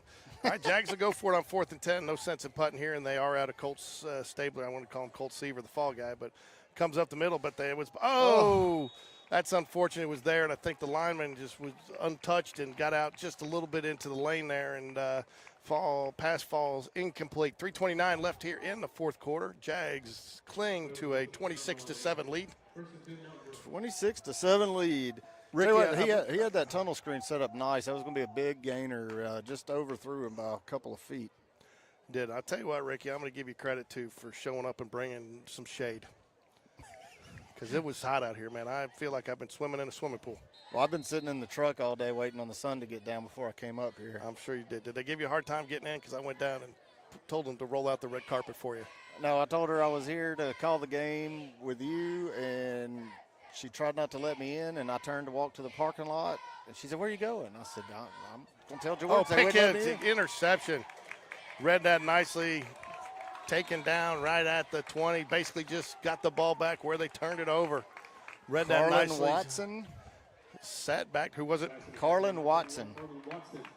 Carlin Watson with the interception for the Jaguars. Back in business here with 3 minutes and 19 seconds left to go. So he sat back and read that nicely and jumped on it. Now they got the ball right back where they turned it over. I tell you, you know, everybody keeps telling me too. You know who we got to interview and who's been a big part of that secondary, and they've blocked several punts this year. Coach Dunn. Coach Dunn is the secondary coach. Ah, how about that? But you know, trying to for get the freshman team. Yeah, but trying to get. I mean, half the baseball coaches are coaching this. You got Will Smith, David Spencer, Coach Dunn. Who's the head coach? Beverly Spencer is. Nice little run. Shuffles his feet there, tries to make a move, gets about 4 to about the 18, being up a second down for the Jaguars here. 3:06 left to play in the fourth.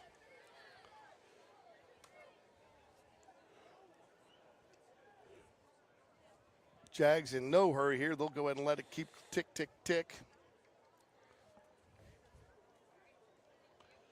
Looks like Kingston Bender out there on the wide receiver, far side of the field, is checked into the game.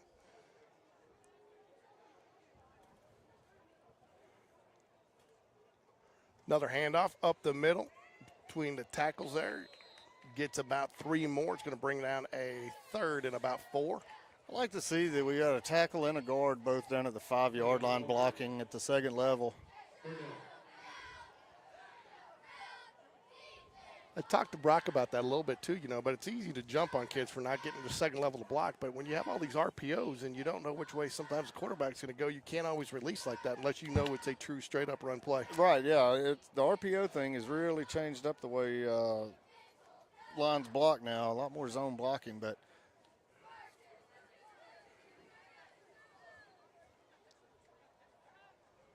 he is going to pass, gets it down in the corner, and almost picked off. Sorry, Corey didn't get there. Glad we did get there. I'm telling you, man, this is. Who's the offensive coordinator? Keith Litton, the golf coach, and right. he was wide receivers coach last year. Looks like the Jags are going to try the field goal from this distance. That'll make it about a 35-yard field goal, if my math is correct. 33-yard field goal. He is going to use the tee. No shame in that. I wonder how the dynamic is with Coach Spencer being Will's boss on the football squad. You know, I didn't know they grew up together. They play, you know, he gets it up. That's good, I think. I think he missed it wide to the right.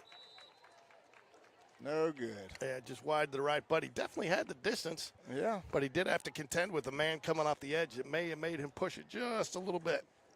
So the field goal misses, 1:26 left. Jags hold on to their 26-7 lead here in the fourth quarter. We will take a break here between games briefly and be back for the JV, for some JV actions.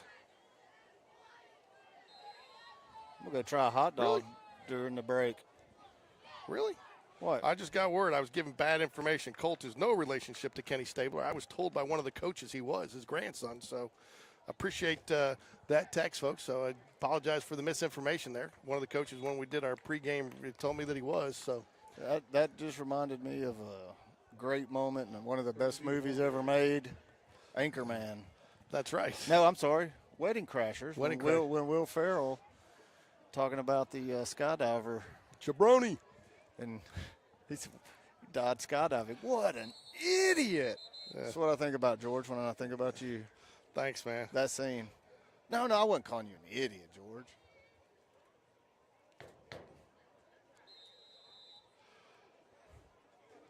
So anyway, so there you go. What are our first downs? The Game Day Sports Radio, Hoover Toyota, Birmingham Landscape Design first down? We'll do the Birmingham landscape. Ooh, nice hit there. Running back put down his shoulder, but Somebody else put their shoulder down harder. Isaac Sutherland in on that tax, along with number 44, Bo Broderick. Bo Broderick looked like he brought the wood from the linebacker spot that time. So, hey, maybe Colt doesn't mind that we gave him a new grandfather today that he didn't know that he had. He probably gets some pretty decent inheritance now. Yeah. He might have anyway. I don't know. But Throws it into a little bit of coverage there. Not sure who that was for. That's going to be – they're going to get one more play with 13 seconds left, but this should be the last play of the game. Looks like the Jags will hold on to a 26-7 victory. If you haven't had a chance yet, please make sure you like and subscribe to Game Day Sports Radio and like this broadcast. Everything we do here goes to support Spain Park Athletics. So the more likes and subscriptions we get, the more opportunities the Spain Park football has to pick up sponsors and possibly generate some revenue for the football program. Baseball as well. It actually all the subscribers and likes we get actually translates into all sports that we cover. So if you're helping one sport, you're helping them all.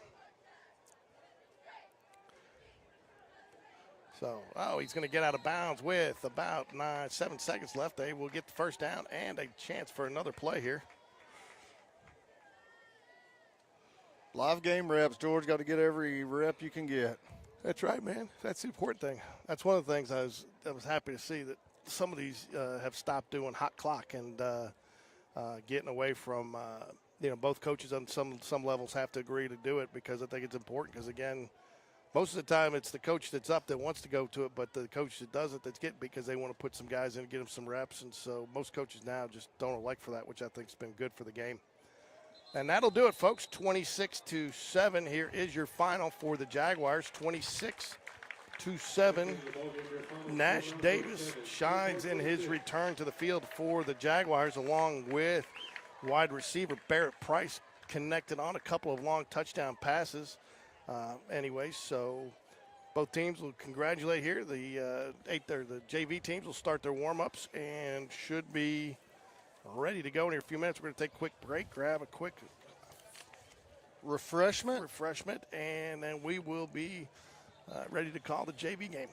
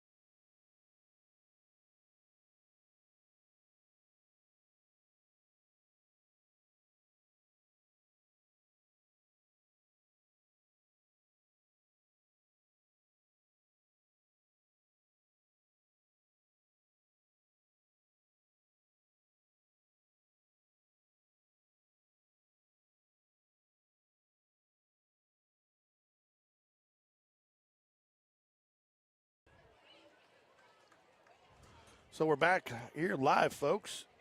Mountain Brook has won the toss. They will, or I don't know if they won the toss, but they will kick off here. So they'll get the ball in the second half. I was about to ask you, how did you figure that one out? But I didn't. I don't know what is going on here. This is interesting here. You've got one man back for the. Yeah, we're not supposed to put another 10 guys out there on the field? I don't know what they're doing here. Well, there's one man back for the Jaguars. We'll show you what we're seeing here, folks. First JV game I've ever done, so they did not do this in the freshman game. He kicks off and catches it. No return, fair catch. That is That's interesting. I'm going to have to get the ruling on that and what we do there. my guess is it's just to allow the back to practice catching kickoffs. There's no return available, I'm guessing. Obviously, that would be weird. Yeah, but I don't know. We had full kickoffs in. All right, so that brings up this, George. I'm going to throw this out there right away. The new NFL kickoff rule. I love it. Absolutely love it. Do you really? Yes, love it. It's a great way to reduce injuries on kickoffs, and it honestly, once they catch the ball and start running, it doesn't look any different to the viewer. So here we go. Jacks open up with 5 wide receivers, empty backfield.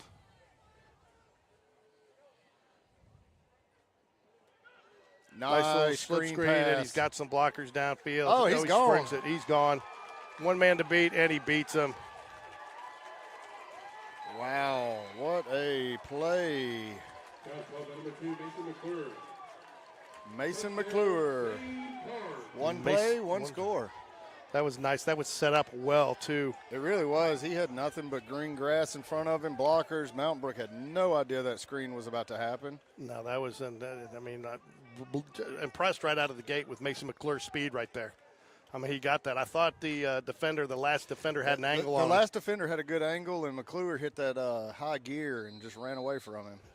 So Jags are going to line up to go for 2, though, here. No kicking. I guess, well, I think part of that is because Colt Stabler is, I think, the next level kicker that they have. But so the Jags will go for 2. Nice little fade to the corner. Sorry, folks, didn't have it there.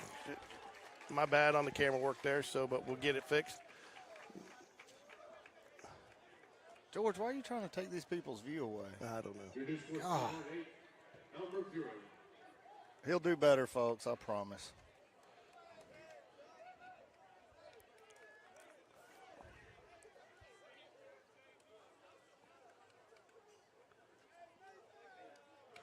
Hudson Hibbert, I believe, is your quarterback for the Jaguars that threw that touchdown pass.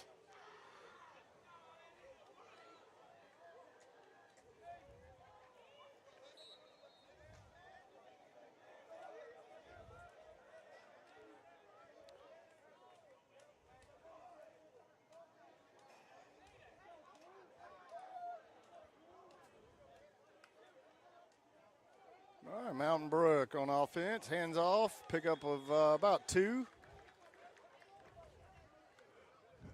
Had to take it outside the tackle.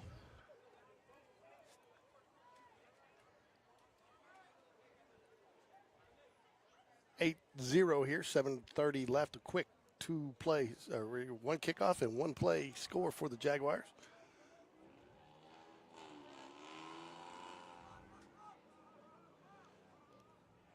Mountain Brook with a little bunch formation there. Going to hand off again around to the weak side of the field there. Short side of the field. 2 yards. Lost 2 yards. Host of Jaguars in there. Was that number 82? 92. 92. 92 looks like he's Jalen Bates. got a nice frame on him. Oh, the PA gave it to Peyton Wood. I gave it to number 92, Jalen Bates, though. It looked like he was more in that tackle to me.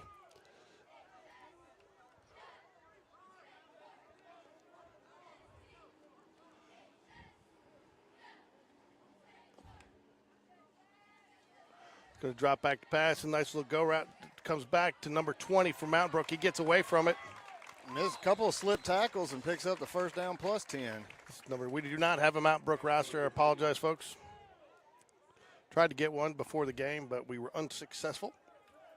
I ended up getting distracted, so I missed my entire thing, but it's fine. That's Morgan Lambert. All right, so 1st and 10 for the Spartans here on the Jaguar 44-yard line. Ish. Oh, fumble. What happened there? Did it roll back? Yeah, it looked like the ball slipped out of the center's hand, and he just rolled it back on that snap. But quarterback number 17 fell on it for Mount Brook. Now it's going to be 2nd and about 13. Spartans fortunate there after a big play to keep the ball. So back in that bunch formation.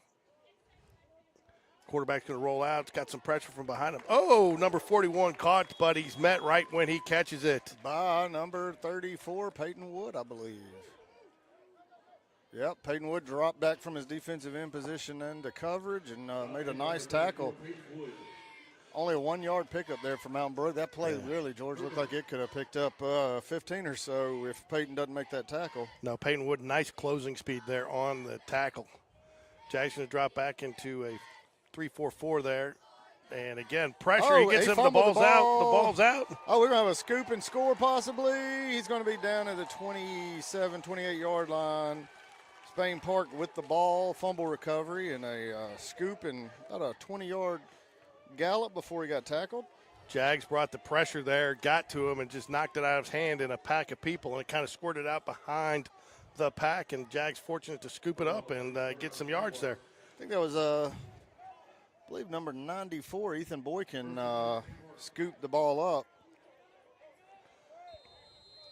Some good names on this JV roster. I was just looking at the names and going, man, we got great names. Ethan Boykin, that's a football name right there. Peyton Wood, hey, wait, we have C.J. Kroom. Is his grandfather an old Mississippi State coach? Sylvester Kroom? I don't know, but I've already been called out for calling Colt Stabler the grandson of Kenny Stabler, and he's not. So, we can surmise that that's a possibility. Nice little pass play there. He bobbled the ball a little bit on the snap, but still gathered enough to complete the pass and pick up 5 yards there.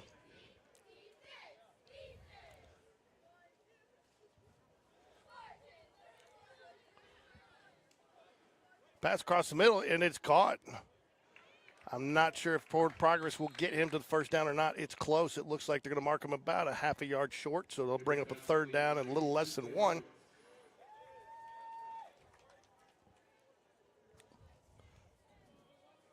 So is it Bright or what? They brings us 3rd down to the Jaguars. 3rd down and 1 here. Not going to go up under center. We saw the tush push a lot in the first game. Did we? Yeah. Fortunate enough to have Brock Bradley on for the first half. He gave some good insight, but he's talking about a poke and a rub and all this stuff, and different lingo than you and I are used to. Don't even go there. Don't even go there.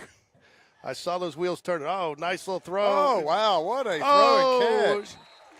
Cannot tell. Is that 81, I believe? He put that on the money.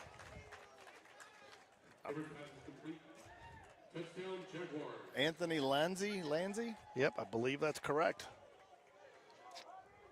What a pass. It was a great pass, great route, great catch. Just great execution, start to finish. Jags going to go for 2 again here. Going to spread it out. Nobody in the backfield. Hudson Hibbard looks back to the sideline for the call.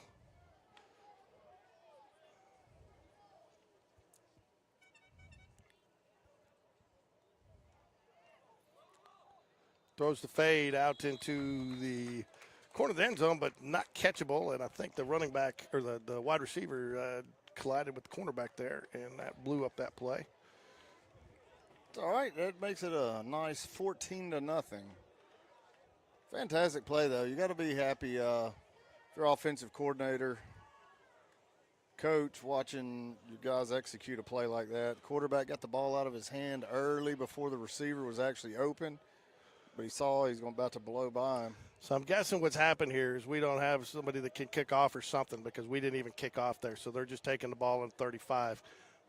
Probably what happened there, we put the guy back because Mountain Brook wanted their kicker to get some work in this game. So that's probably what they did. You know, coaches can kind of amend some of these rules, especially in special teams, into the game as it goes for the safety and the well-being of all the players.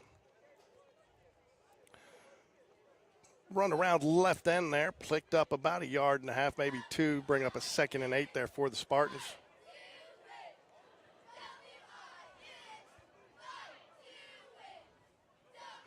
Jaguars lead 14-0 here with 3 minutes left in the first quarter still. Oh, he's going to get called for offsides there, jumped offsides. It's going to pick up 5 for the Spartans, make this a more manageable 2nd and 2 or 3.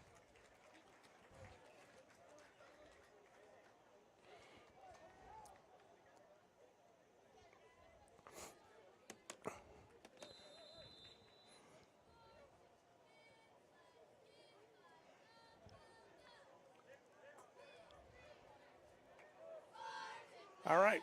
Oh, that should be a false start there. They're going to give the 5 yards right back. Sure Up man are. on the bunch formation decides to flinch a little bit. I'm not sure why. I mean, I've always, and I played wide receiver. It's always hard for me to understand how a wide receiver gets a false start because you're always going on the ball. Did you see our defensive line shift, though? Yeah. Our defensive line shifted, and he jumped, so I think that's Mount Brook lines up like the Michigan where they're all in the straight line, and they shift out into their offensive set still again. Going to be another rollout pass, but he's getting some pressure on him. Oh, he took a hard hit, made a great catch and throw there by Mountain Brook, picked up the first down. Quarterback took a hard hit. Who's that, number 26 up there? Oh, C.J. Kroom, junior defensive back, number 29.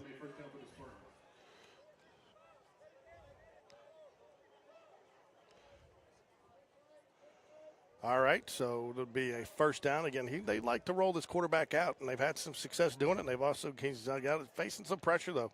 And maybe that's why. Oh, met in the backfield, hung on by his foot. Nice play. Defensive line, loss of 1 on the run up the middle by Mountain Brook. Looked like junior Carter Boyd made that tackle, number 32. I have the hardest time with these numbers, the blue numbers on the black jerseys. Yeah, it's hard to see, especially for our old eyes, George. And I just wish they do the white letters, the white numbers on the black jerseys. It's just they blend in a little too much. I can see them fine. Whatever. I try to pretend like I can't see them to make you feel good. I appreciate that.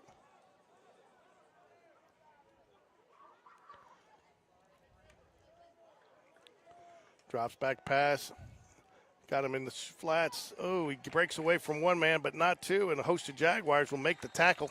After the first missed tackle there, 3 or 4 guys showed up in support. I'll tell you one thing I've noticed about this Mountain Brook team, though, Ricky, they are tough to bring down. Mountain Brook, like we were talking about earlier, Mountain Brook's a well-coached. That's a good system they've got over there.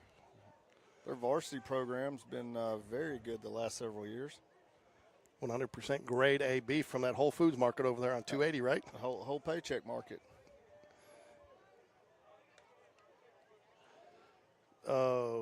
Nobody gets the jump there. Good call by the officials. Keep the flag in the pocket there.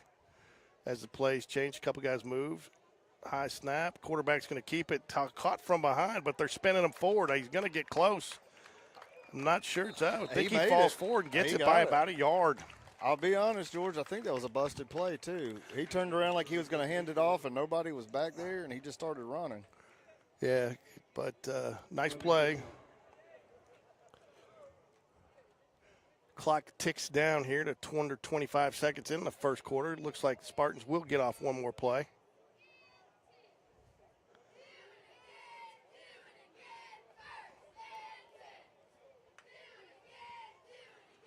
Again, another rollout pass for him here. Naked boot. He's going to try to keep it and work himself out of bounds after picking up about 4, and that should run out the first quarter. It does. At the end of the 1, your score is Jaguars 14, Mountain Brook 0.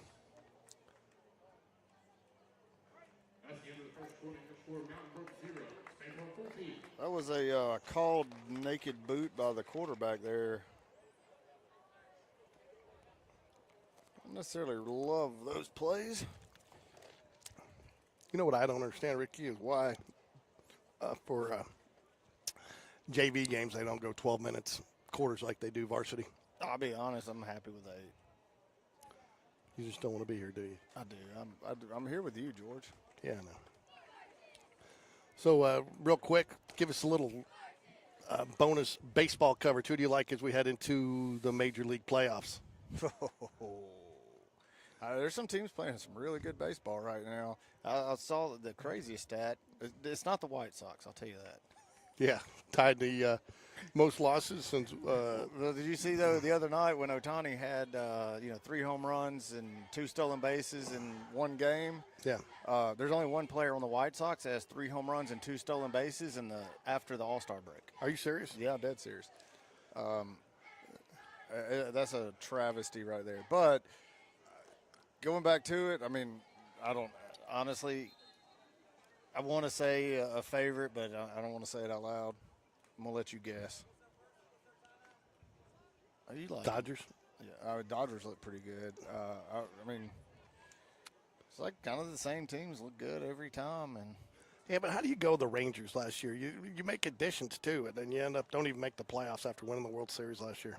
well, the kind of Rangers did like what a lot of teams like to do, and they get rid of all their best players. You're hot or not? Yeah, and I mean that, and All no right. more Rosarina. We're back at it with a second down and about 6 to go here for the Spartans. Again, he's going to roll back out. Oh, And he's met in the backfield. Lost about 9 on that play. He had no chance to do anything. I think as soon as he got the ball and looked up, he was getting hit.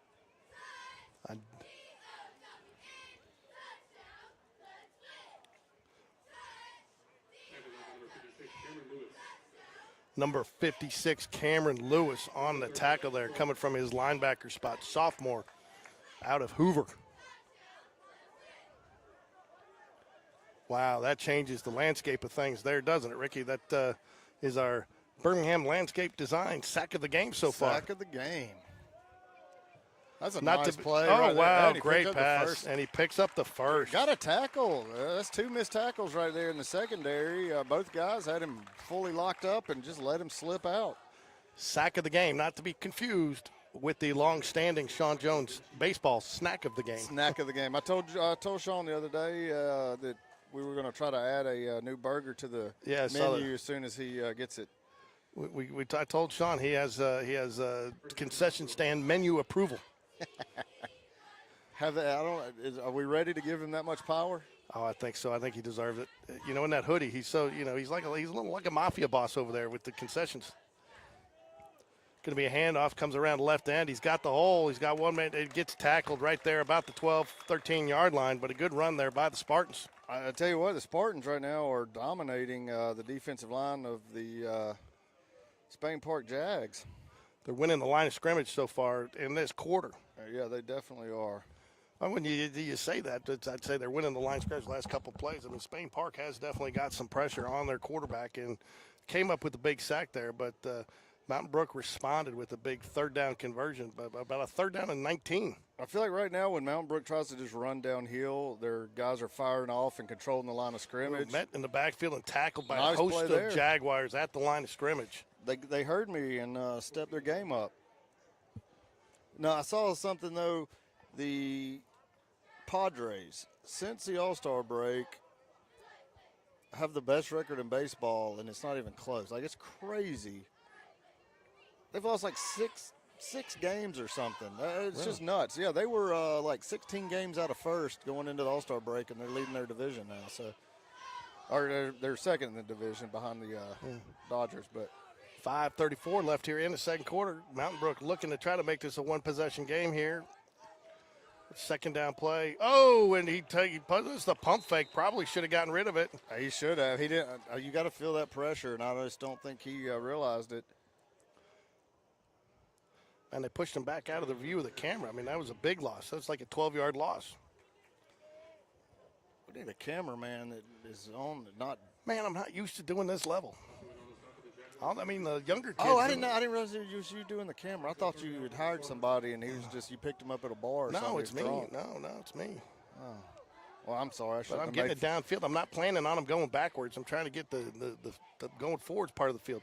And the Jags come at it again. Oh, and he makes, what 2 big hits on that play. Kudos to quarterback number 17 for even getting that off and then getting it to him. But it's going to bring down a 4th and manageable. Not sure if they'll kick it here, go for the field goal, or If they will go for they can pick up a first down if they get to the 3, I believe. The 3-yard line is about where the first down is.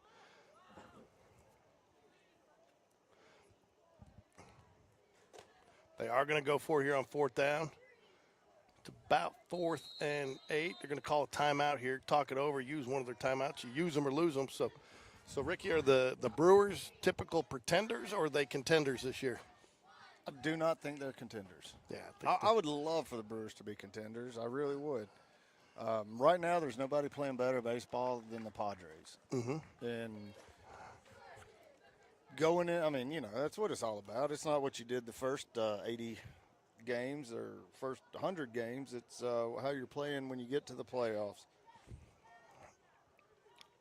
Wow, that was two major league hits there on the quarterback, but to stand in the pocket and make that throw on the money, and the receiver did a nice job helping his quarterback coming back to the ball.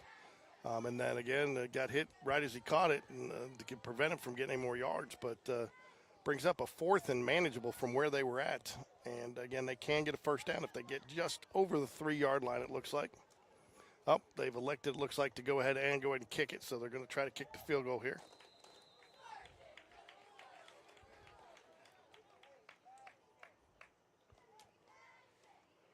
So they're not going to rush it.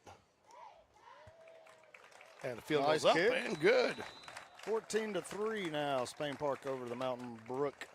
I think that's a wise call there. Spartans? I think that's a wise call after picking up two long 3rd down conversions. I think that's just a wise decision there, don't you, Rick? Yeah, I think so.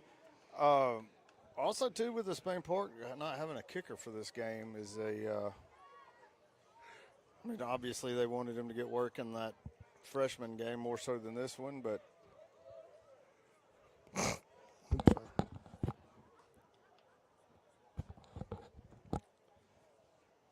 seems like there could be an exception for kickers playing in the in 2 games in one night. I don't disagree with that. I think you could get away with that.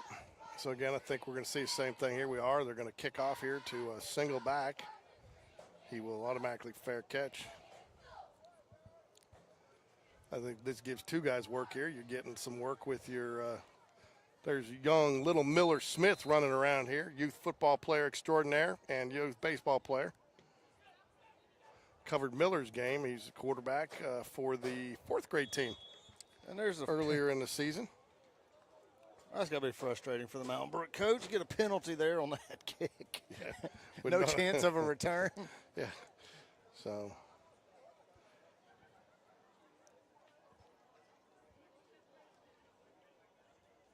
So Jags will get the ball back here on the 35-yard line here. 4:06 left to play in the first half. Jags receive the opening kickoff. That means Mountain Brook will get it to start the 3rd. Jags still with no running back. But it never drops back to pass. Get another screen pass there.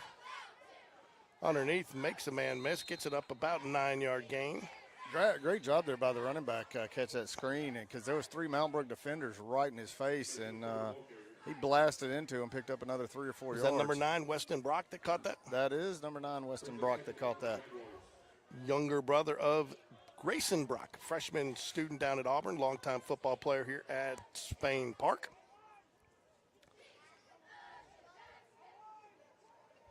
Jags again, 5 wide receiver set. Hudson Hibbard back in the pocket all alone. Mountain Brook shows blitz, throws the go route, There's and the I flag. don't think there's the flag. Every time, I've said it for years, the greatest throw a quarterback never makes, an underthrow, a tight covered.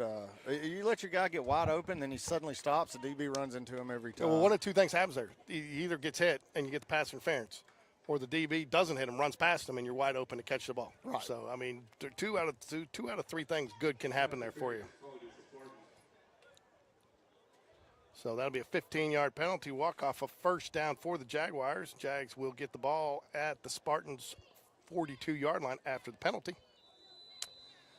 Clock is winding here, 3:19 left to play in the second quarter.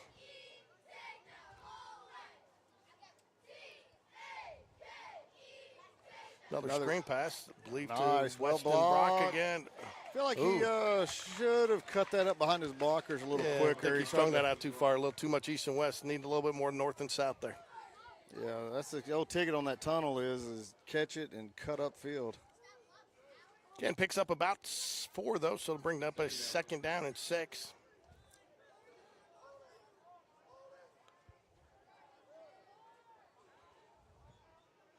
Again, Jags staying in the same formation.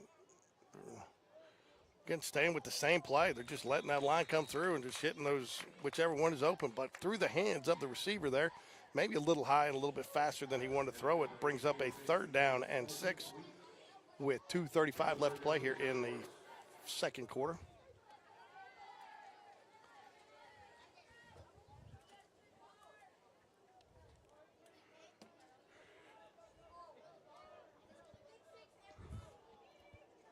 Well, thank everybody for joining us. If you haven't had a chance yet, get out and like and subscribe. You can always share the link and watch the replay just under the lives. It still will be under the live section. Again, whoever's they're just sending everybody. That's just all out blitz on every throw, trying to rush the quarterback there. They're just overloading with nobody in the backfield to help him block and pick that up. They're just hoping they can get to him before that they can make the pass there. So.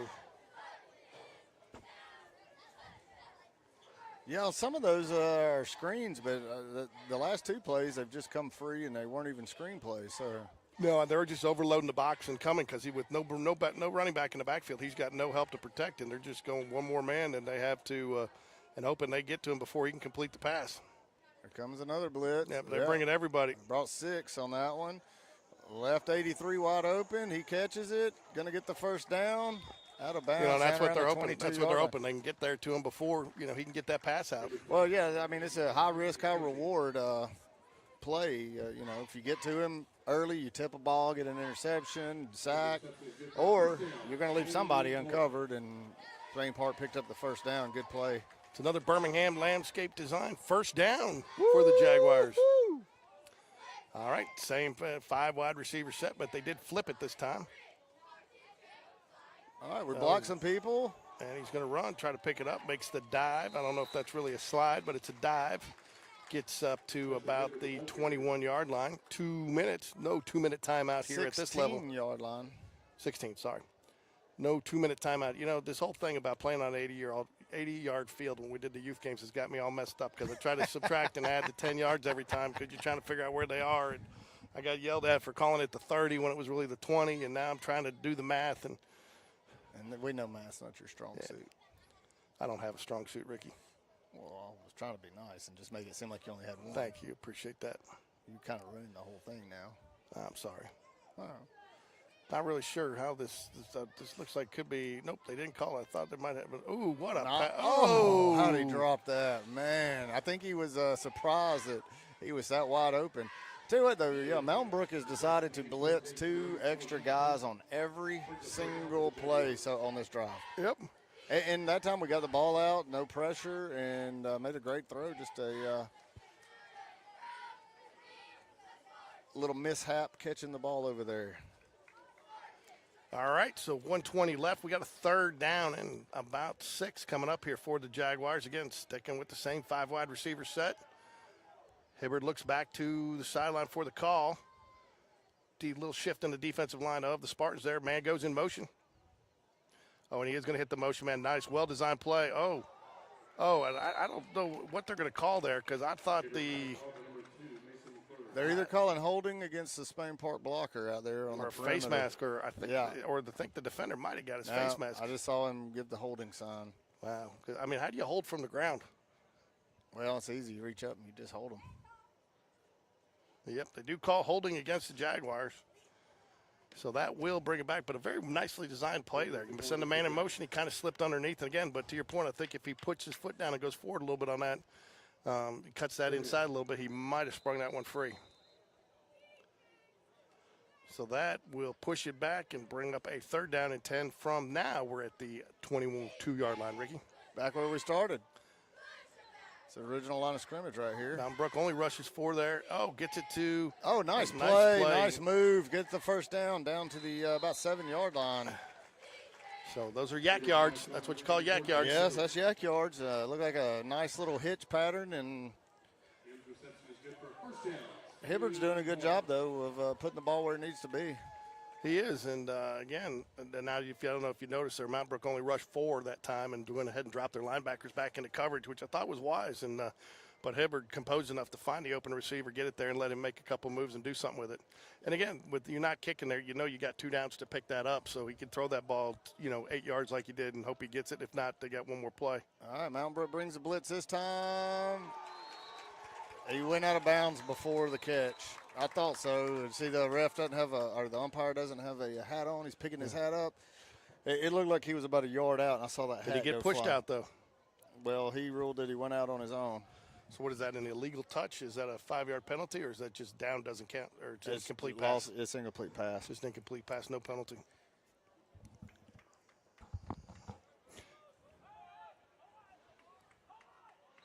So that will bring up a 2nd down and goal from the 7-yard line.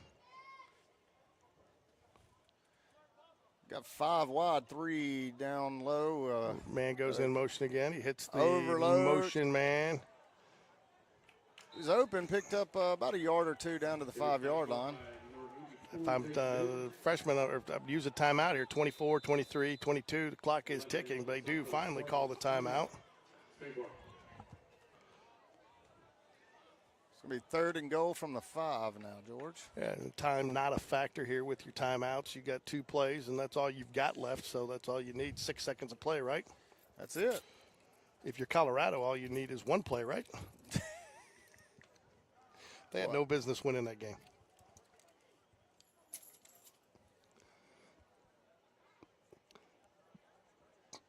So, Mountain Brook just a play away from really being back in this game if they can hold the Jaguars here.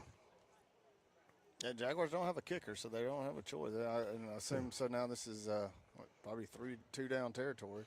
Yeah, seeing lots of names on this roster, some younger siblings. I'm probably going to miss some of them, but Weston Brock, and you got Michael Ritchie and George Ritchie, Camden Major, Jalen Mosley. I'm going to miss some, like I said, but I'm trying to get them all. Brady Heath, all with older siblings that have come through Spain Park. And like I said, I'm probably not going to get them all, but I'm getting the ones I recognize. I just need the ones that play baseball, George. Yeah, I know. And you got the 2nd level of athletes that play football. I'm probably going to get my tires slit for that by the football people. All right, so Jags line up here. They're going, under center. A little play action here. Gets the man out in the flats, and that's going to be a touchdown for the Jaguars. Very well-designed play. That's the old Lutzenkirchen play. Yeah. Hudson Hibbard showing his versatility to go under center or play, I'll tell you what, Coach V's got to be salivating a little bit to have 2 quality quarterbacks coming up behind Brock Badley and Hibbard and Nash that played in the freshman game. And then I'll tell you what, too, that 7th grade quarterback is something special, man. He hit a guy in coverage, in stride on a rollout pass as a 7th grader. You just don't see that. Who's the varsity backup? It's Hibbard and Nash. So Hibbard, I think, is the main backup. Can they play Friday? Yes. Okay. That's what I was curious about. Nice play. Tell you what, Hibbard throws a good ball. He's been hanging around a lot with Brock Bradley.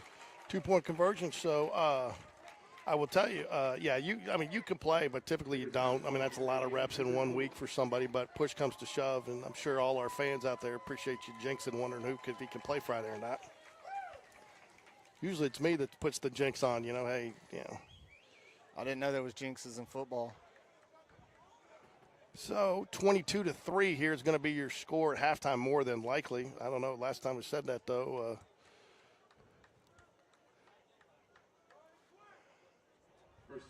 Got just south of 18 seconds left, so.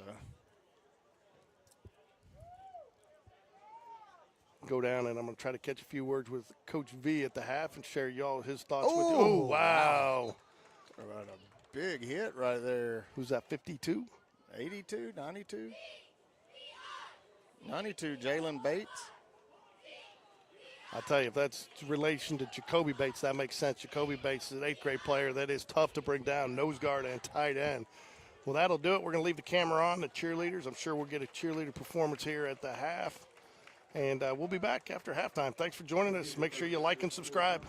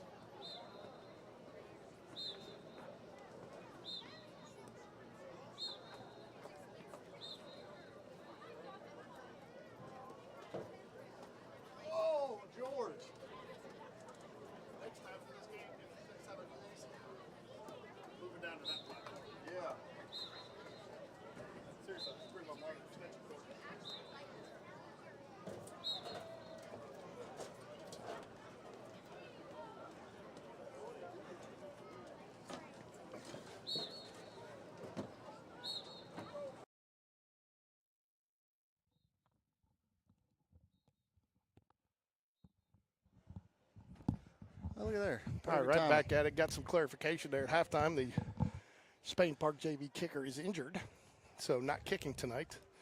Why are you so out of breath, Jordan? I don't know. I just ran about 6 stadiums. No, you didn't. You walked one.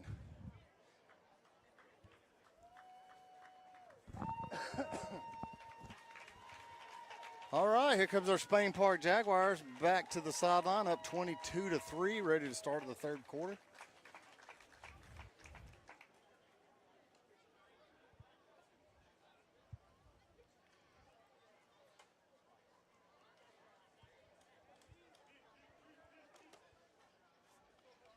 You paid much attention to the 6A standings? Not really. Not really. I mean, I don't see Spain Park's ranked actually in the top 10, I think, of all rankings. But have not. Saraland is doing very well as usual. I think some people think that will be the one to beat, the odds-on favorite. I like Spain Park's attitude. The players, they feel like they can win every game on their schedule, but they know they got to fight to do it. I'm not taking anybody for granted, but I like their mentality.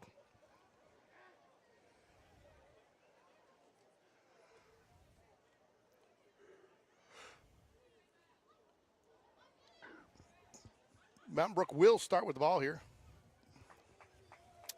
Lining up in a power I formation there, Ricky. I like that. That's the power I formation. Michigan, Jim Harbaugh, trick formation.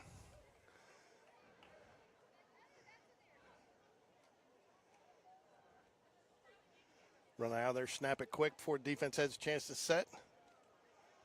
I don't know why they put a few. Oh, there we go. Now we're back to 8 minutes on the clock.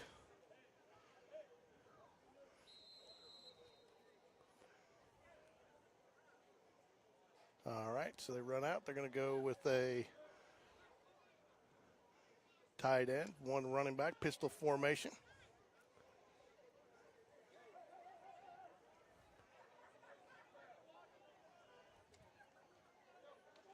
Hand off, nice little hole there, gets through, gets the corner. Ooh, going to get a flag, going to get a hold. Going to get a hold on, I think, the number 20.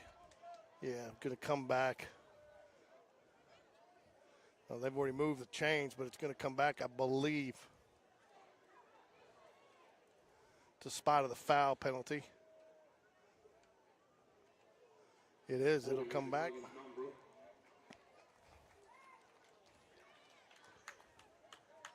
All right, you're going to have to answer some questions for me, George. Why does the northern part of the state start high school football later than the southern part?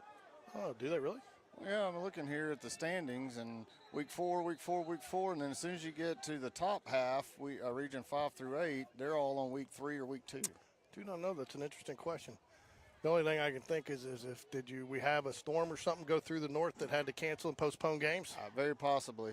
That would be the only reason I could imagine that happening. Because you've got like Region 7, Muscle Shoals is 2-0. Everybody else is either 1-0 or 1-1 or 0-2. Ooh, what a nice hole there. Gets a lot of it back. Some speed there. Burst of speed from the Mountain Brook running back coming out of the backfield. Picks up about 10 yards. Will make it down a second and about 6. Mountain Brook firing off the line a little bit stronger here in the second half to start the game, Ricky. Yes, they are. I think somebody might have got into their attitude a little bit.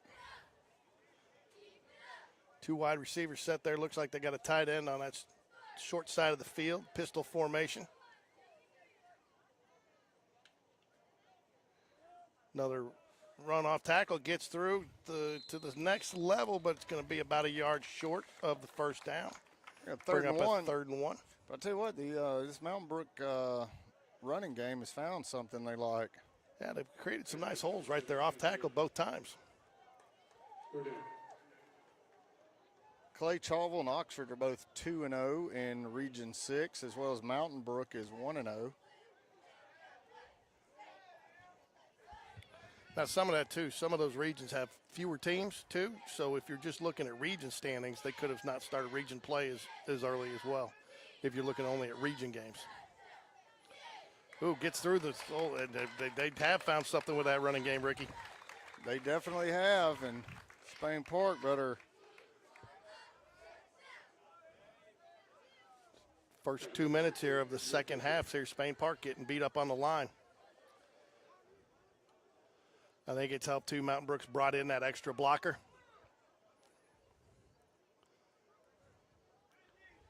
They're finding some success with the heavier line there. Going off balance. Yeah, and they're running between the tackles. They're not trying to run outside anymore. Little shift there. Bring it heavy near side here. Yeah. He's trying to bounce it out and see what happens. As soon as they try to go outside, they lose 5 yards.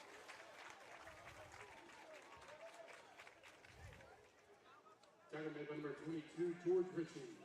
Number 22, George Ritchie, the outside linebacker on that defensive back, sophomore, junior George Ritchie. All my lines are messed up here.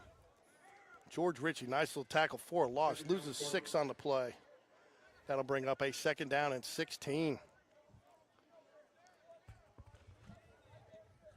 To your point, they're not having a lot of success when they get outside tackles, but inside they have. Nice little rollout pass there. Gets away Another from a missed man. tackle, going to give up a first down because of that. Gives up more than a first down. So pick up about 22 yards there. Brings up a first down from the Jags' 29-yard line. Again, missed tackle. Had him stop short of the first down. Would have got back a good bit of the yardage to make it manageable. But a couple missed tackles. A nice little shift by the receiver there for some yak yards after the catch. I believe we might have some tackling drills tomorrow. Tries to get between tackles there. Ooh, gets his head on the football there. Lucky to hold on to that one. Nice tackle. Great play there by, don't believe we have his number, but. What number? Number 7. I do not see.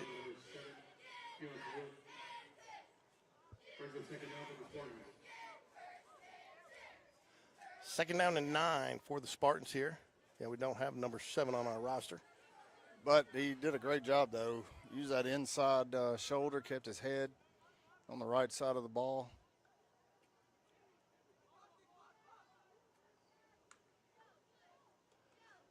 Ooh, fakes it there. Almost lost the handle on the ball, but good little rollout again. Gets him on the run. Nice throw. Put it to where only his receiver could catch it. Picks up about 12, and that'll be another Spartans first down.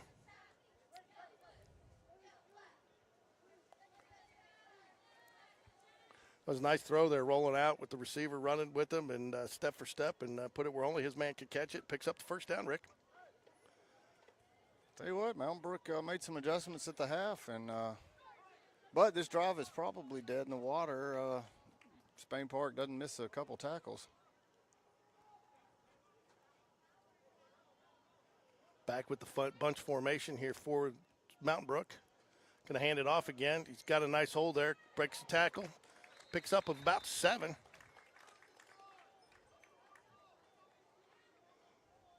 I tell you right now with the 22-3 lead, and I mean the one thing that this drive is doing, it's chewed up. I mean they've almost taken 5 minutes off the clock here with this drive. So I mean, with 8-minute quarters, you can eat a whole quarter up with a good long drive. Especially just running the ball like they're doing. They made a couple nice throws to get first downs.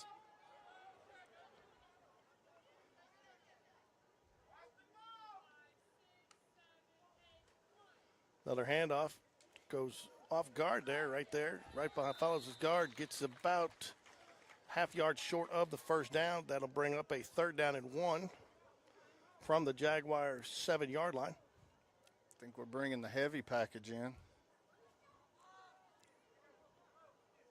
Thought I was the heavy package. You're out of eligibility, George. I'm sorry.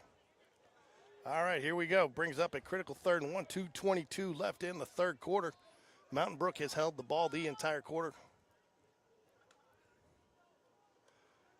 Rolling out again. Top was a little high. Good coverage by the Jaguars. He's wide open. Oh, and he misses the tackle again, and he gets in the end zone. Wow. Went low. The quarterback skirted the tackle, dove for the pylon, and got it. We had a DB back there with the receiver, had him blanketed, but as soon as he leaves him, he's going to throw it over his head. If he comes up, that's a Receiver made the right call there. He sticks with or the DB made the right call there. Yeah, you stick with his the receiver. responsibility is not the quarterback, so he did make the right call. So, but there's a touchdown for Mountain Brook. Mountain Brook will kick the extra point here to bring it to within 12, a two-score game, no matter how you slice it. A little low, but I think he gets it over, and he does. So that will make it 22-10 for the Spartans with 2:04 left here in the third quarter. If you're the Mountain Brook coach, you got to be happy with the way your guys handled coming out at halftime and driving down the field, taking that kick. On top of that, not only did they drive down the field, they picked up 2 third and 15 or 2 down and 15-plus yard They must be playing conversions. They must be playing against Auburn's defense. Yeah, you said it, not me. So it's got to be hard for you this year, Ricky. Not really. The day they hired Hugh Freeze, I just checked out a little bit. Did you? Yeah. You got to wonder what happened. I mean, I don't know. You got to like your chances against Oklahoma this weekend because their quarterback's all in their heads now after benching one and the other not, who's starting, who's not. You don't have a quarterback, the opposing quarterback, I don't think, coming in with a lot of confidence. Don't get me wrong. Oklahoma does not look like the powerhouse force that but their defense will destroy the Auburn offense unless somehow miraculously this week we figure out how to put a quarterback in that's functional. Oh, my remote stopped working. Well, I'll save everybody at home the Hold on.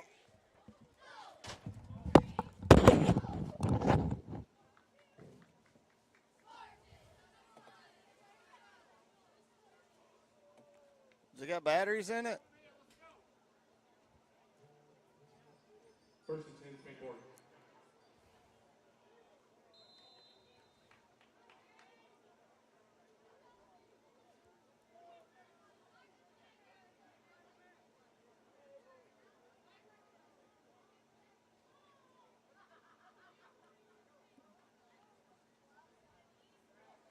Run up the middle for Spain Park. Picked up the first down. Pick up a 13 on first down. Out to the 47-yard line.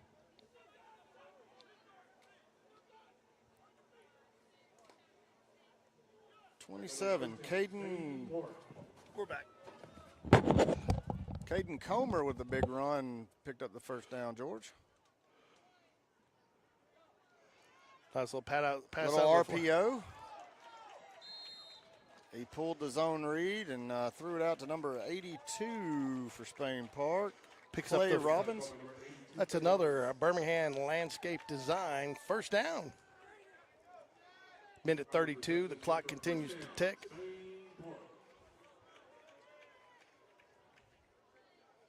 Jags responding after a almost 6.5 minute nice hard run there. But was that about 6-minute drive that Mountain Brook had to open up the third quarter? 5 minutes and 56 seconds. There you go. So almost 6 minutes. Always got to be so precise, don't you? Well, precision's what I'm about. Just under a minute left here to play in the third quarter, 22-10. Mountain Brook quarterback has settled in nicely here, too, since the second quarter. Has really completed some nice passes.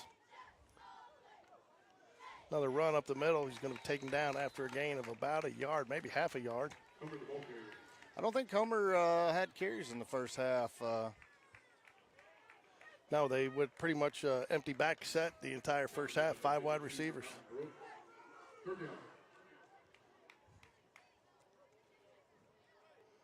Caden Comer, the junior running back. I do think he caught one pass, though, did he not? Very possibly. I think Can't find Spain the box Park's score. going to be comfortable letting the clock tick out here and take it into the fourth quarter with a third down and 6 or 7 here to go. All right, let's see how many guys hold up 4 fingers. That's the end of the third quarter. Your score, Mountain Brook 10, Spain Park 22. None of them. Who's going to win if nobody holds up 4 fingers? I see Auburn hold up 4 fingers, and they don't win. Yeah, well, maybe Spain Park learned something from that.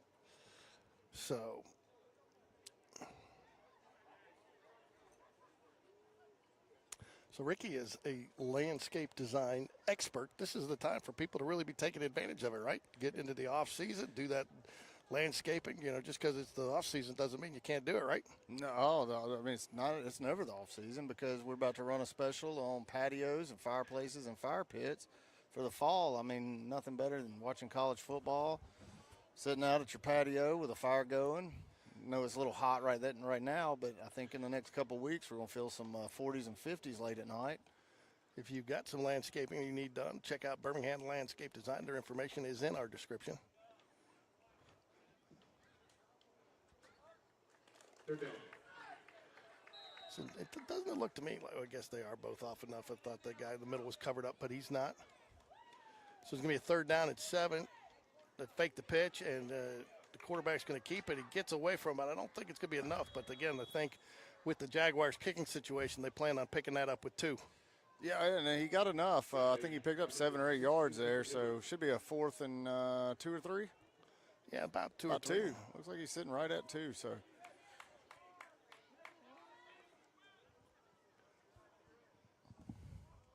It's a long 2, short 3. Brings up fourth down for the Jaguars.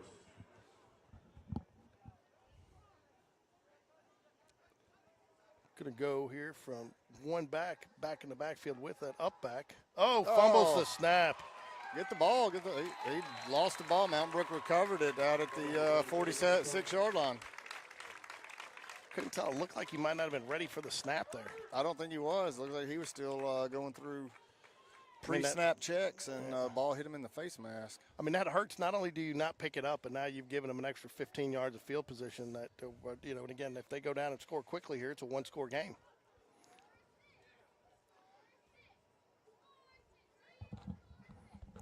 You got to figure Mountain Brook's got some confidence coming in after that last drive there, just marching it down the field.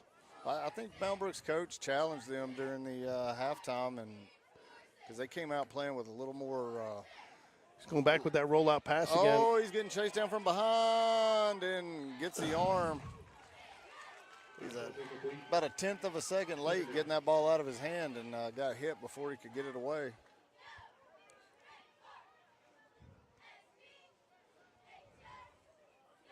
What's that number there? Which one? The pressure? It looked like 95 to me. He's No. not on it's 96 maybe. It's Myers Wade, possibly. junior defensive lineman.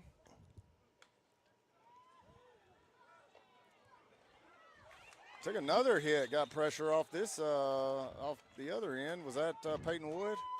I believe it was. Brings up 3rd and 10 for the Spartans. Might have been Andrew Owen, 33.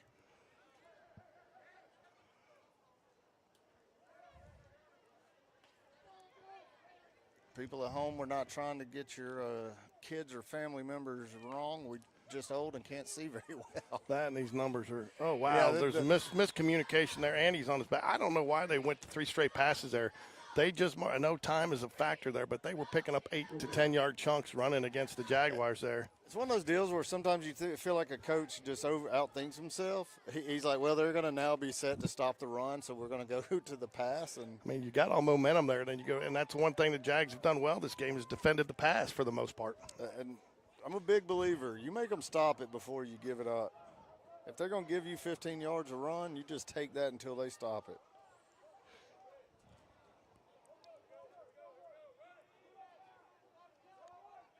Comes a punt now for Mountain Brook. This is a big win here for Spain Park to force the punt.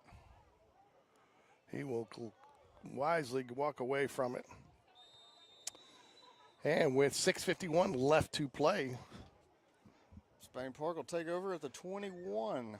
I guess the only thing you can say there about those plays that didn't take much time off the clock for the Spartans. So if they can get a stop here, they should have a little bit of clock left. And then I do believe if they do score, the Jags will have to field the team out there for an onside kick. Zaxby's is now for sale for $4 at the concession stand. $4 Zaxby's concession. Well, you better run, Ricky. $4 Zaxby sandwiches. $4, is that what he said? Yeah, fire sale. Trying to get rid of it, you know. If I didn't have to run all the way down the stairs and run back up here, I don't think I'd make it back before the end of the game, George. I'd like to have one, though. Going to run the ball up the middle, picks up about 3 yards, and tackled by a host of Spartans. That's the easy way to say you couldn't see who made the tackle. That was a good job. I wasn't going to call that out. I was just going to let you roll with it, George. Thanks, buddy. Brings up second down for the Jaguars. Hope you've put it in your calendar. We got a big baseball work day coming up, George. We'll get you up on top of that scissor lift over there so you can paint those foul poles. Oh. No, what I'm going to do is I'm going to set up my cameras. I'm going to call play-by-play of you guys doing the work. It'll be the first time anybody's ever seen action like that. Well, we were trying to figure out who would be best to put up on the scissor lift, and everybody, it was a unanimous decision that we've seen you go up and down that short ladder to get on the press That box is true. on the dugout so much. We were like, George is probably the only person agile enough to do it. I'll go up on the scissor lift for you. All right, we appreciate that, George. You just got to get the extra heavy duty. Well, we're borrowing Coach Vakakis' scissor lift over there, so. Oh, play a little play action. Oh, fakes the pass, keeps it. Wow. He's going to run now. Probably not going to pick it up, but He did pick it up. Pick it up. Wow. He picked it up by about 5 yards. That was a turn out. Good job there by. That's what you talk about, Hibbert. turning lemon into lemonade, right? He sure did. Lemonade first down. Spain Park. It looked like a busted play, and then he took off, picked up the first down.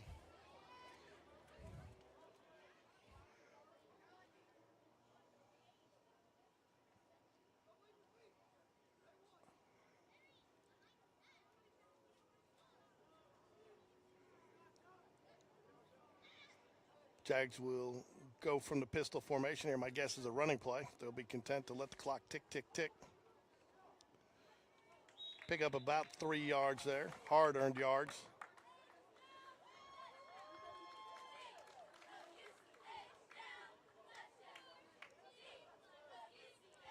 Run made by number 45, Joshua Tenney. Second down.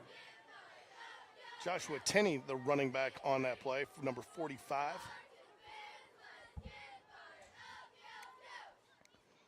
Ooh, a little bit of a wide snap. Quarterback wisely decides just to try to make as much of it as he can there. Did a good job. Picked up about 5.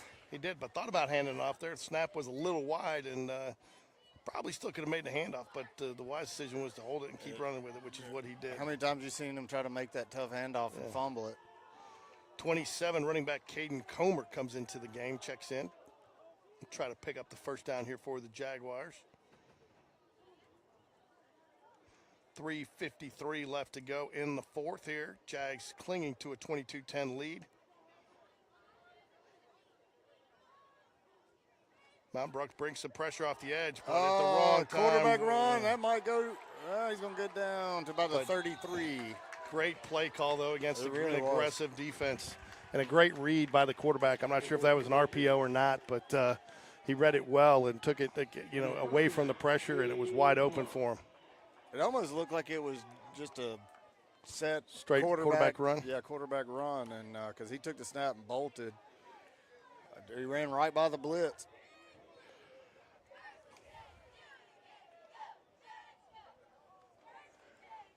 Oh, no, another fumbled snap. Oh, huge loss. It's the bad snap when it's outside the camera range. I mean, I got 30 yards here on camera, and when it goes, I'm trying to cover 10 and 15 down, 10 and 20 down the field, and when it's 10 yards behind him, that's bad. Well, I tell you right now, it looks like the count is off. Because of both of those, of the last two, it seems like he wasn't ready. He was still trying to go through defensive reads. The ball just shot by him. If you hadn't had a chance, and please make sure you like and subscribe. All the likes and subscriptions do help Spain Park Athletics. And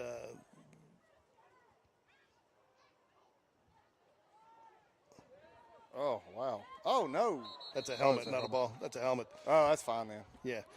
And if this link is good, you can watch it on replay later tonight, tomorrow. Send a link to one of your loved ones, Van Major, who is in Portland, Oregon, with a business dinner. So his wife, Lori, needs to send him the link.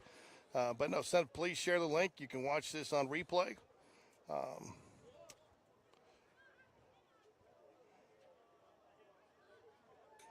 I like to see so many of the varsity coaches out here too watching, especially since a lot of these players have opportunities to play Friday night, them getting an opportunity to see live, not just on film. And Coach Donaldson, our athletic director, nice little screen pass, just trying to pick up a few extra yards here. Nice tackle there, though, at the 50. Got him around the ankles. Well, yeah, I mean, if you're Coach Vakakis or any of the varsity coaches, you're watching this because, I mean, this is your AA baseball team right here. These are the guys you got to depend on soon.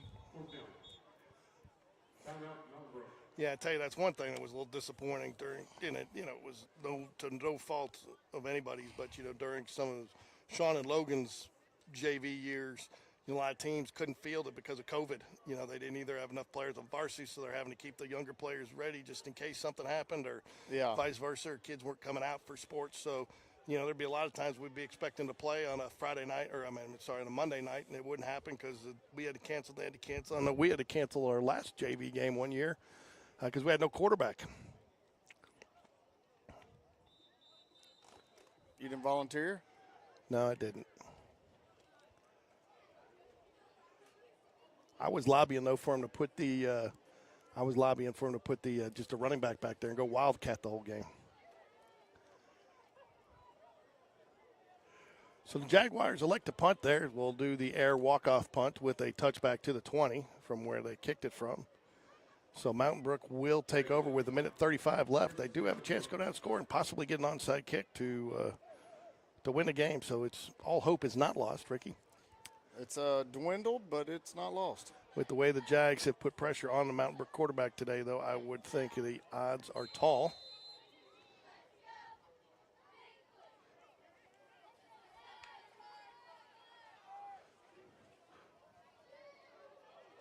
Oh, it looks like Spain Park has subbed a good number of guys in here.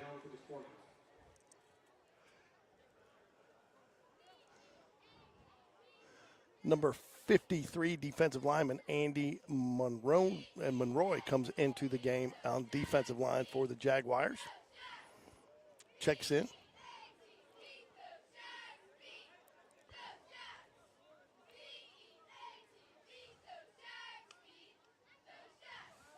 Cross back to pass again, comes to the short side of the field. Number 13 makes the reception, but a good, solid tackle by the Jaguars there.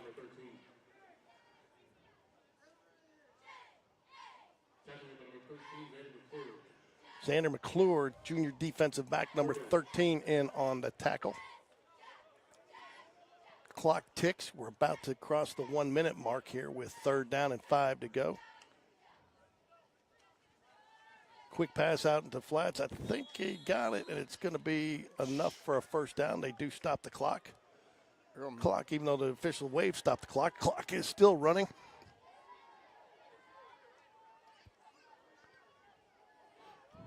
I think that's the sign of an official that wants to go home in the I was about to say that was about a half yard short, but he went ahead and waved them on. Good pass another and completion play right there. Gets another 1st down. Official's going to wave his arm, stop the clock, but the clock keeps ticking. We are not doing any clock stopping. Oh no, they didn't give him the 1st down there. 2nd and 1. Low snap, quarterback corrals it. He's going to go deep. Good-looking pass. Got held there. Yeah. And he is going to get the flag. Smart play, though. It is smart play. You give up 15 or give up a touchdown. I don't know who number 20 is from Mountain Brook, but I think he's their best player on that team, maybe. So 12 seconds left, so short of a miracle, Jags will hold on to win this one. 22-10 was the most likely outcome. I want to thank everybody for joining us on our doubleheader coverage here, freshman and junior varsity action. Monday Night Football on GameDay Sports Radio. I want to thank Rick Strawn from Birmingham Landscape Design for calling me out to cover game number 2 with us. I want to thank Morgan Lambert and Brock Bradley for jumping in and doing some color on the first game. I'll tell you, it's nice. Brock's got so much on his plate for him to take time to come out and support his fellow teammates as freshmen. He doesn't get to see him play a lot. They practice in the morning, and he had a Zoom call with Clemson tonight they had to be on, but still made time to come out and do this, so I appreciate that. There it is. Oh, he dropped it this time. Hit him right in the hands. Tell you what, that was nice. He short-armed a little. I think he thought misjudged it just a hair. I think he short-armed it, thought it was a little close.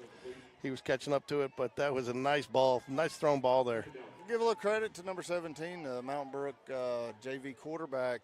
He's thrown some really good balls here, especially in the second half. He's taken some major league hits, too. He really has, and still standing in there making good throws, so kudos to him.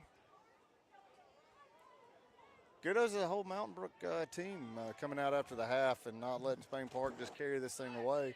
Held them scoreless, held Spain Park scoreless, went down and scored, and had a chance. But, again, this should be the last play of the game. Overthrows it, going to be almost intercepted.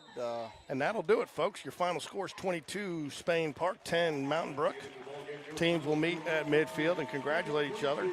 Our next coverage on Game Day Sports Radio, Ricky, will be Thursday night, where we will be covering, hopefully, weather permitting, flag football. Girls, it's a sport that has taken a storm. It's an official sanctioned AHSAA sport, and it qualifies for a blue map this year. I did not know that. Yeah, what is a blue map? That's the trophy. That's what they call it. It's the state of Alabama, the blue map. Oh, that's okay, I got you. So that's what everybody calls it, the blue map. I had no idea. Hey, folks, if you're at home, put a bar mark on your chart there. This is the first time that George knew something Ricky didn't. Yeah, that really is. That's a big day for you, George. It doesn't happen often, does it? So what are you doing after the game now, George? You're going out to celebrate? Yeah, I'm going to go dance on the table at home. So, anyways, well, thanks for joining us, folks. Everybody have a great evening.